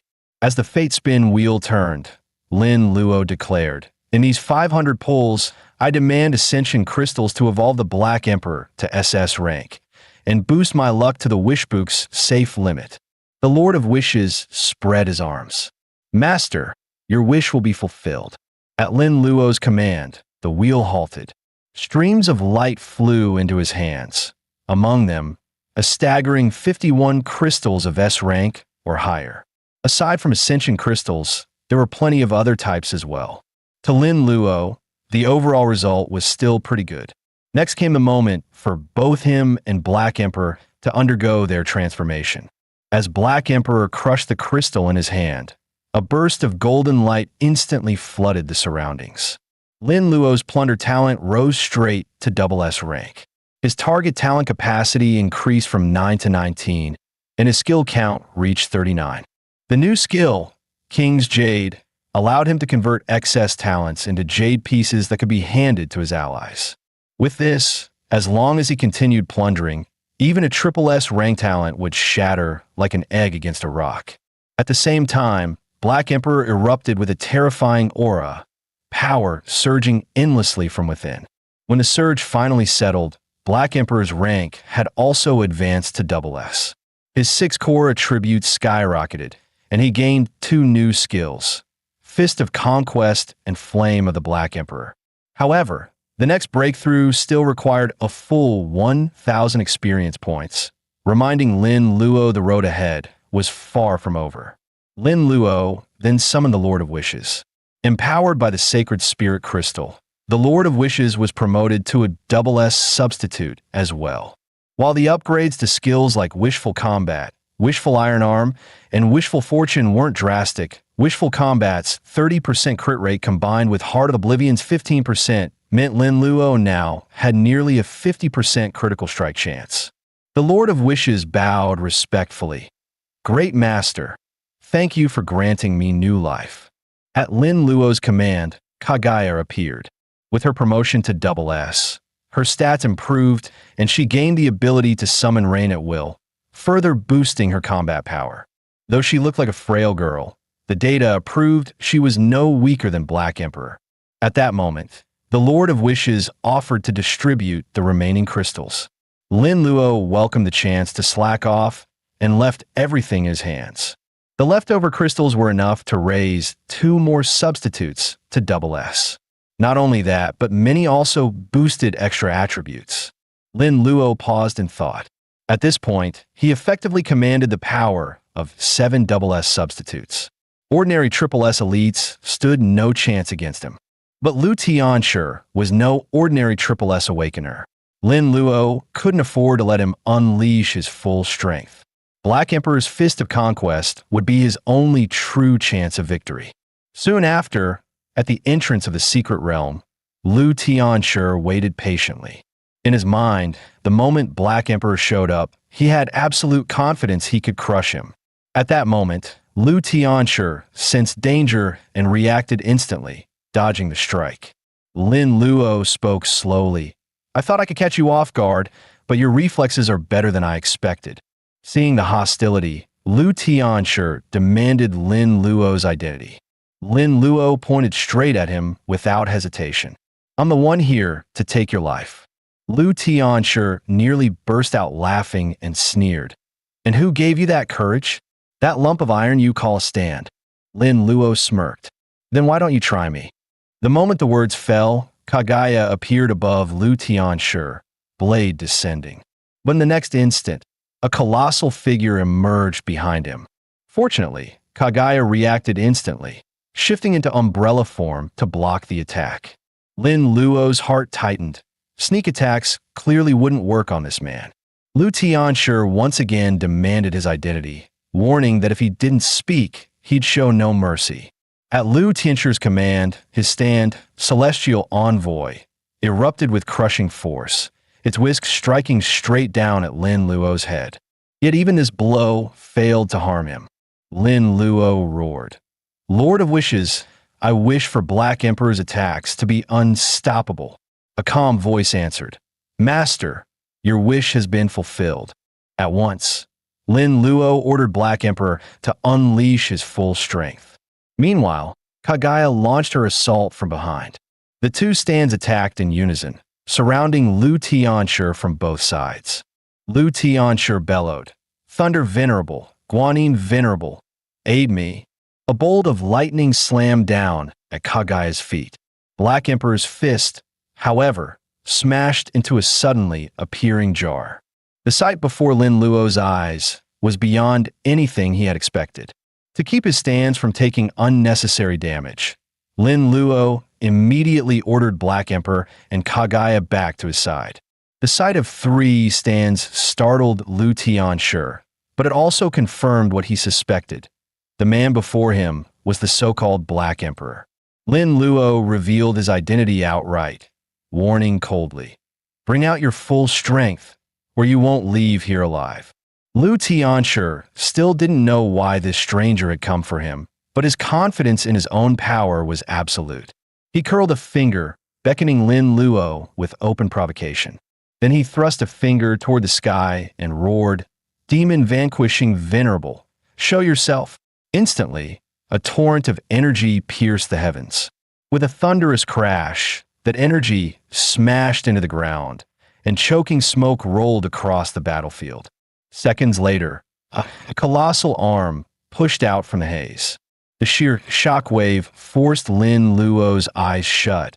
So this was the aura of a 3S rank summon? As the smoke cleared, the mighty demon vanquishing Venerable fully emerged. Its oppressive presence set Black Emperor and Kaguya on edge, but Black Emperor only roared his usual line, "Let's just smash it." Yet his fist was effortlessly caught mid-swing. Even Kaguya's blade was seized in a single massive hand. Lin Luo was taken aback. This summon, without even activating a skill, could match 2 SS stands blow for blow. Though its speed and strikes were astonishing, it was still clearly different from the stand at Lu Tianshi's back. From the Future Diaries revelations, Lin Luo knew Lu Tianshi still had techniques that borrowed divine power, spells akin to a god's projection. Judging from the 3 stands already revealed, only Guanyin Venerable served as support. The other 2 were combat types, and both exceeded S in strength. Fortunately, summoning the demon-vanquishing Venerable drained at least 2/3 of Lu Tianchu's energy. That Lin Luo knew was his edge. With a wave of his hand, Lu Tianchu withdrew the towering summon. Lin Luo sneered, "That's it? The mighty celestial master, already backing down." Lu Tianchu burst into wild laughter, declaring that even if the Black Emperor had been reborn, he still had full confidence to crush him. Lin Luo's face instantly darkened. How did this man know such a secret? He demanded, "Is that why you want to kill me?" Lu Tianchu sneered, saying he merely wanted to prove that even if they were reborn from the future, his power was enough to crush them all. Hearing the word, Lin Luo immediately realized, besides himself, there were others who had also returned through rebirth. With that thought, he resolved to take down Lu Tianchu first, then investigate further. Unable to restrain himself, Lu Tianchu chanted, "Appear, Erlang, true monarch." In an instant, the legendary Erlang god, Yang Jian, stood before Lin Luo. Lin Luo froze for a moment, caught off guard. Lu Tianchu taunted that he had only unleashed Dongma Tianzun earlier, yet it had held off both the Black Emperor and Heimkagwaya. If Lin Luo knelt and begged, he might still live. But to Lu Tianchu's surprise, Lin Luo suddenly drew a gun. The sight made Lu Tianchu mock him even harder. A mere boy, thinking that pathetic toy could defeat him, Lin Luo aimed the weapon at his own head, saying coldly, "This gun isn't meant for him." Alarmed, Lu Tianchu waved his hand, saying if Lin Luo became his follower, he wouldn't need to kill himself. Lin Luo sneered back, "This isn't suicide." Without hesitation, he pulled the trigger. The instant the bullet flew toward him, time itself seemed to halt. Blue flames erupted around Lin Luo. "Come forth, savior." The bullet was casually flicked aside. The savior appeared behind him.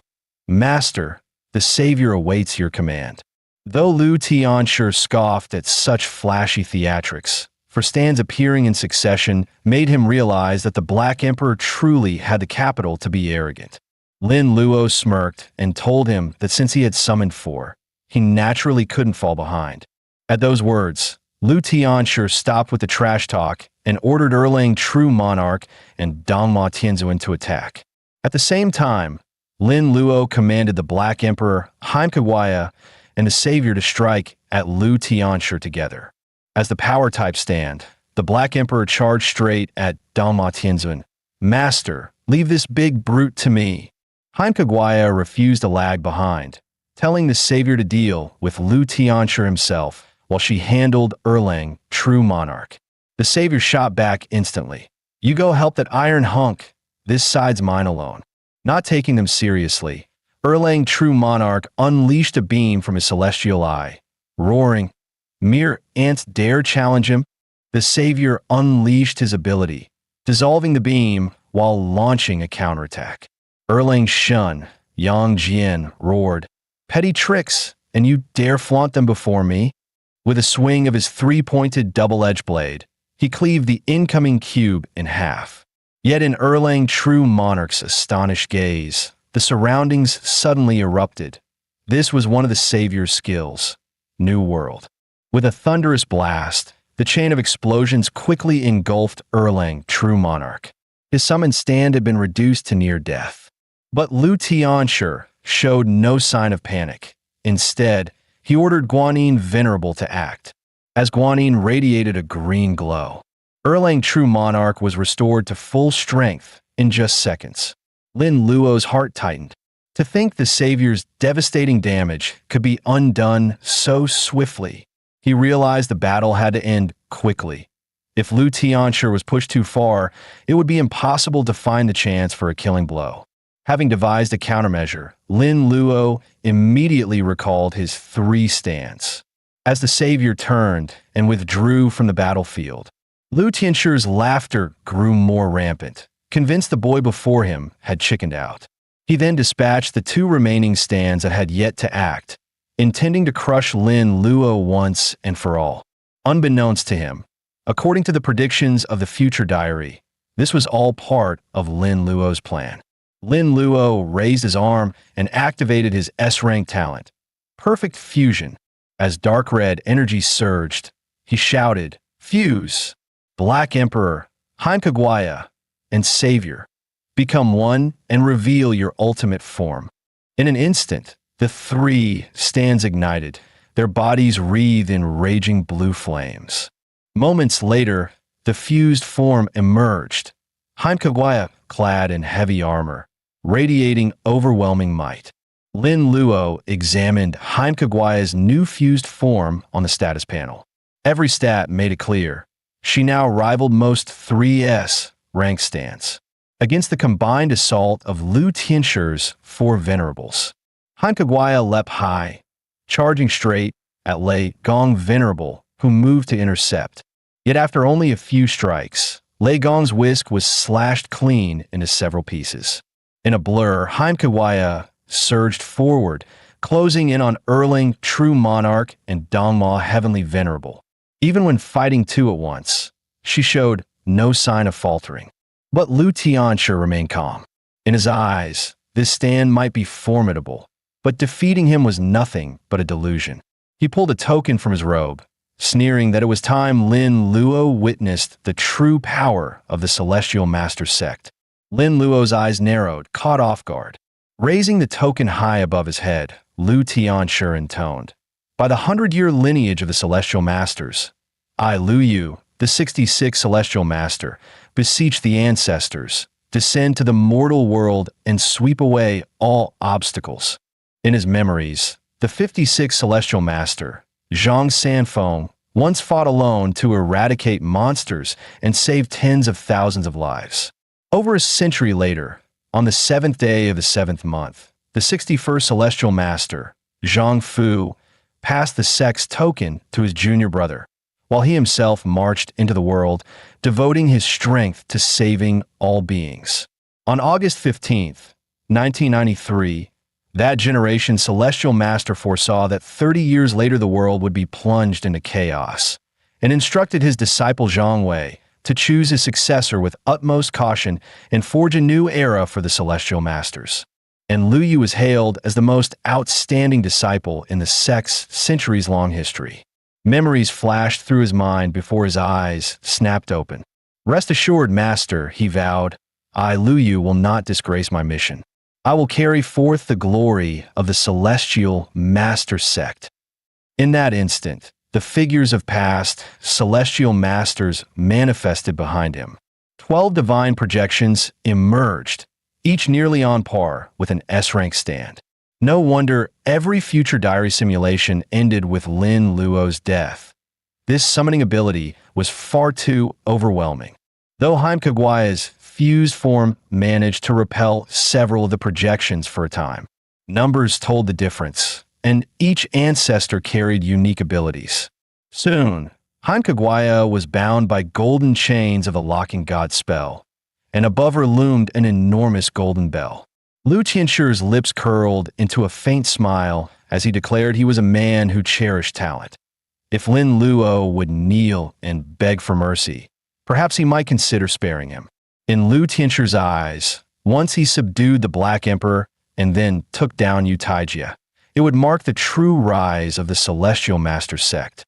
But to Lin Luo, although the sect was powerful, the Celestial Master token in Lu Tianshu's hands was nothing but a waste.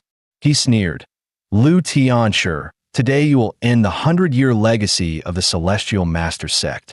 Lu Tianxue frowned, demanding what he meant. Lin Luo responded by summoning the still unhatched egg. His only chance of survival lay in this moment. His double S-rank talent, Emotion Detonator, activated Fetal Stir. This stand was a double-edged sword. Choose the wrong emotion, and it could summon a monstrosity like the Demon of Fear. He had to be extremely cautious in his choice. As the ability flared, emotions from within a radius of 300,000 meters surged into Lin Luo's mind. Anger, panic, anxiety, fear, helplessness, despair. Yet none of these were what he needed. Then, a brand new emotion quietly surfaced. On screen, military leaders expressed their gratitude to reporter Yao Mushi, praising the priceless video she had delivered. They vowed to spread it at once, so that everyone would know those monsters could be defeated. Soon after, the footage of the Black Emperor slaying the Wormhole Guardian was broadcast worldwide via satellite. Meanwhile, armies across the nation rapidly assembled, moving toward Hang City's center to rescue the trapped civilians. And the moment people received the news, hope for survival ignited in their hearts. Witnessing this, Lin Luo finally made his choice of which talent to use as nourishment. Future diary, you're not worthy of me. He then raised the fetal stirrer and shouted, "My new stand, be born from the countless hopes and prayers of this city." Instantly, hope from all directions surged into the egg. A moment later, a pair of pure white wings burst through the shell. Emerging from within was a girl clad in white, with massive wings on her back. "Honored Master, I am the Angel of Hope, born from the wishes of millions. From this day forth, I shall help you overcome every hardship." Though her stats showed she was only double S rank, her attributes weren't much stronger than an ordinary S rank stand. What made her terrifying was her skill Endless Vitality, which allowed other stands to unleash their powers without consuming energy. Moreover, any target under her blessing could burn additional energy to temporarily unleash power, exceeding their limits by 20%. Lu Tianshi sneered at the sight and immediately ordered the past sect leaders' projections to launch an all-out assault. Lin Luo simply smiled. No matter how mighty your celestial master sect is, compared to the hope of millions, you're digging your own grave. Go, Angel of Hope, grant your blessing to Kagaya. Radiating a blinding light, the Angel of Hope activated Endless Vitality. As the energy poured into her, Kagaya's body began to tremble violently. Kagaya shattered the Vajra binding curse restraining her, her power surging higher and higher. In the next instant, she streaked forward like a meteor, rushing straight at Lu Tianshi. His two stands immediately unleashed their full power to intercept. Kagaya swung her blade, activating the skill Black Flame Barrier. Yet the barrier lasted barely 2.5 seconds before cracks split across its surface. Seeing this, Lu Tianshi sneered, thinking to himself that such a barrier was nothing impressive. But when the smoke cleared, Kagaya's figure had already vanished without a trace. A sharp sound split the air, followed by a cold voice from behind. "What are you looking at?" Realizing the danger, Lu Tianshi instantly cried out for aid. A torrent of water immediately wrapped around him. Guanyin Venerable's timely rescue caused Kagaya's fatal strike to miss its mark. As a massive whisk descended from above, the past sect leaders joined forces in a combined assault. Yet Kagaya's body suddenly turned phantom, her blade flashing as it cleaved the whisk clean in half. Seeing her charge straight for Lu Tianshi, two sect leaders quickly moved in front, blocking her advance. Witnessing this, Lin Luo gave a decisive order. "Lord of Wishes, Angel of Hope, I want Kagaya's blade to be unstoppable. Grant her the power to shatter everything beyond its limits." The Angel of Hope pushed Endless Vitality to its peak, while the Lord of Wishes raised his hand. "Master, your wish shall be fulfilled." Under their combined blessing, Kagaya unleashed unprecedented might, activating the skill Graveyard of 100 Blades. Countless pitch-black swords shot forth from a swirling vortex. The overwhelming storm of blades tore through the enemy, making the figures of several sect leaders begin to dissipate. Lu Tianshi felt the terrifying aura surging from Kagaya and instinctively thought of retreating.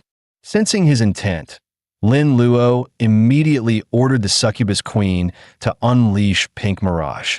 With a sharp bang, Lu Tianshi cursed inwardly as his body froze, locked in place. Lei Gong Zuns, still locked in combat with Kagaya, had no chance to intervene. "Green Demon, it's our turn now." At the critical moment, Guanyin Zuns activated Sacred due to rescue him. Lin Luo swiftly pulled back to safety. Glancing at the talisman in his hand, he smirked. The Heavenly Master token is mine now. Lu Tianshi snapped out of the illusion, scanning around in panic.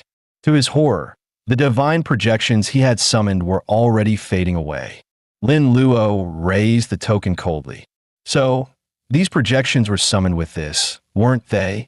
Realizing the truth, Lu Tianshi roared in fury, spitting curses and demanding the token's return. Lin Luo knew the future diary had predicted Lu Tianshi's escape, but with the token in his hands, his enemy's strength would be drastically cut. Dream on. Kagaya, kill him. But Lu Tianshi suddenly pulled out a talisman. I summoned Tianpeng Yuzhen Shiyuan Jinjuan, leader of the four saints of the north. Thunder shook the sky as a towering armored figure descended. Lin Luo's eyes narrowed. Lu Tianshi still had a hidden trump card, and this projection was stronger than the last. Tianpeng clasped his hands together, unleashing yin-yang thunder escape. Kagaya lunged for the finishing strike, but the blade once again slashed empty air. Rising skyward, Lu Tianshi left behind a vicious snarl. Black Emperor, keep the token for now. I'll kill you myself and erase this humiliation. Lin Luo's tone went ice cold. Lord of Wishes, lock onto his location. Guided by Kagaya, Lu Tianshi's position was exposed, hiding in an alley near the building's right wing. Lin Luo's eyes hardened. He would not allow his prey to escape. Meanwhile, Lu Tianshi was gasping for breath. The token was gone, and only 3 talismans remained for summoning Tianpeng. If he fought head-on again, he was doomed. His only options: call his master or beg Utaiji for aid. Too proud to bow his head, Lu Tianshi seethed with rage, regretting that he hadn't crushed Black Emperor from the start. Now, he chose to change his face and start over. But a strange sensation suddenly struck him. He yanked out 2 heavenly eye talismans to investigate. From several kilometers away, a figure was charging toward him at breakneck speed. It was Kagaya, the one who had nearly ended his life. Panic gripped Lu Tianshi. He had only one thought left: escape. He summoned Tianpeng once again. Under the cover of yin-yang thunder escape, he and Lin Luo clashed in a deadly cat-and-mouse chase. Yet the Lord of Wishes tracking lagged behind his escape speed. Time and again, Lu Tianshi slipped away. He grew frustrated. How could the boy keep finding him no matter where he hid? Finally, he concluded, Black Emperor must have a tracking type stand. Though it was hard to believe someone could wield so many stands, fusion, control, and even tracking, the evidence was undeniable. Just then, a soldier interrupted his thoughts. The soldier explained that their S-rank awakeners had drained their energy fighting the Wormhole Guardian, and they begged Lu Tianshi for aid. Before he could answer, the strange feeling surged again. That boy was close. Lu Tianshi shoved the soldier aside and fled without a word. The soldier didn't force him, oblivious to the danger at his back. As the monster lunged in to kill, a blade flashed, carving it apart in an instant. In her fused form, Kagaya's power was terrifying. The beast disintegrated into dust. The soldier snapped out of his shock and shouted that more were coming. With a few sharp slashes, Swiftwind Blade chi tore through the swarm. The soldier's eyes widened at the display of power. He rushed to Lin Luo, admitting their weapons were useless against the swarm and begging him to save his squad. Out of respect, Lin Luo gave him a thumbs up. Since I'm here, you're safe now. But no sooner had he spoken than the void king worm roared, shaking the ground. The soldier recognized it instantly. It was summoning its kin. Clearly, this territory held more than one. Each ruled its own domain. Though awed by Lin Luo's might, the soldier knew a swarm would be nearly impossible to face. Lin Luo, however, remained unfazed. He told them to retreat quickly, for this battlefield now belonged to him. In the next instant, he unleashed Swiftwind Blade Chi, slashing straight at the Void King Worm.